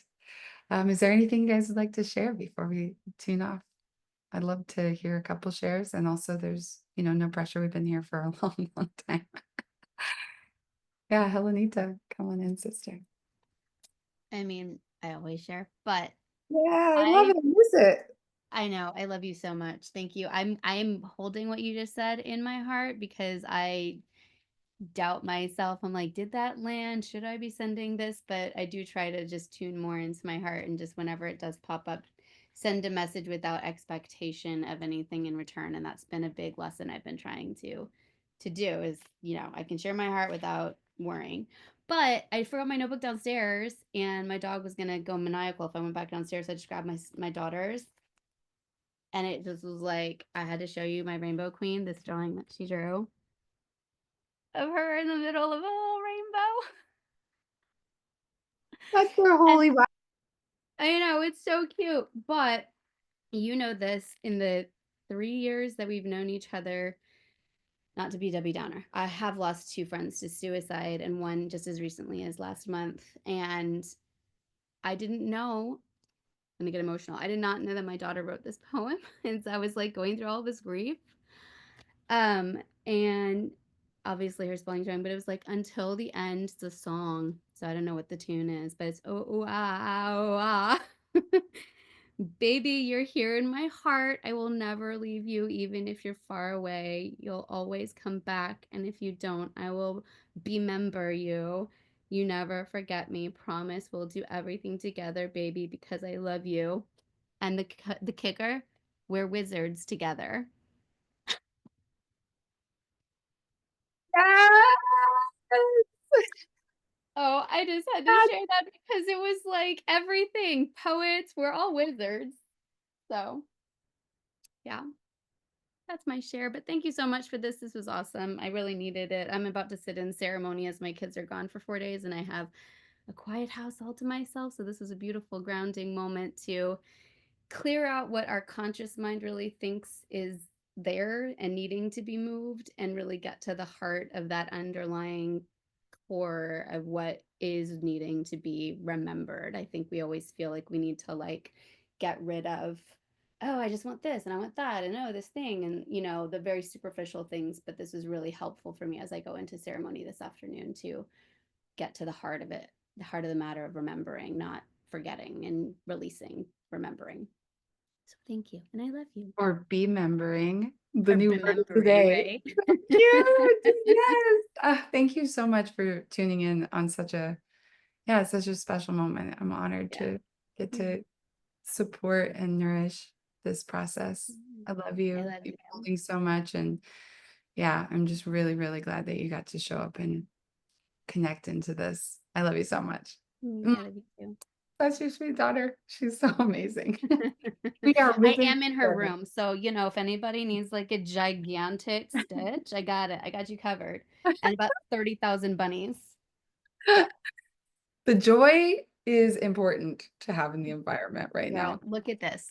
Look at that. Look at that. That's all stuffed animals. Yes. Too many. Oh, I love it. Thank you, sister. Mm. Oh, Alexa's just fucked up. Ah, right, family. Any more shares that feel alive?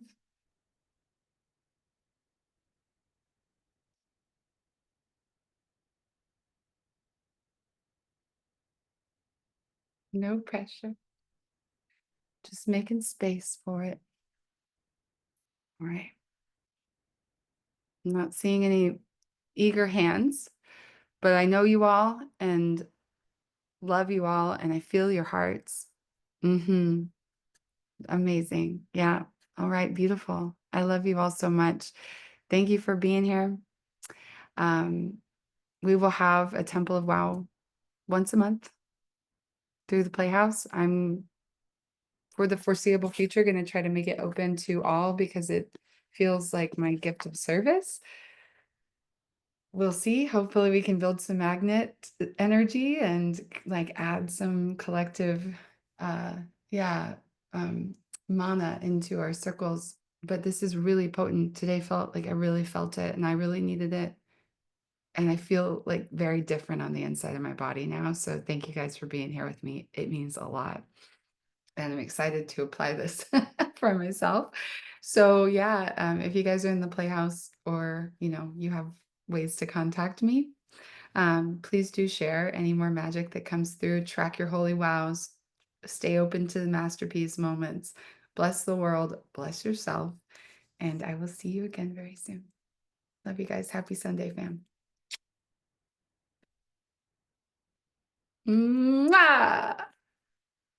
May the confetti rain on your hearts.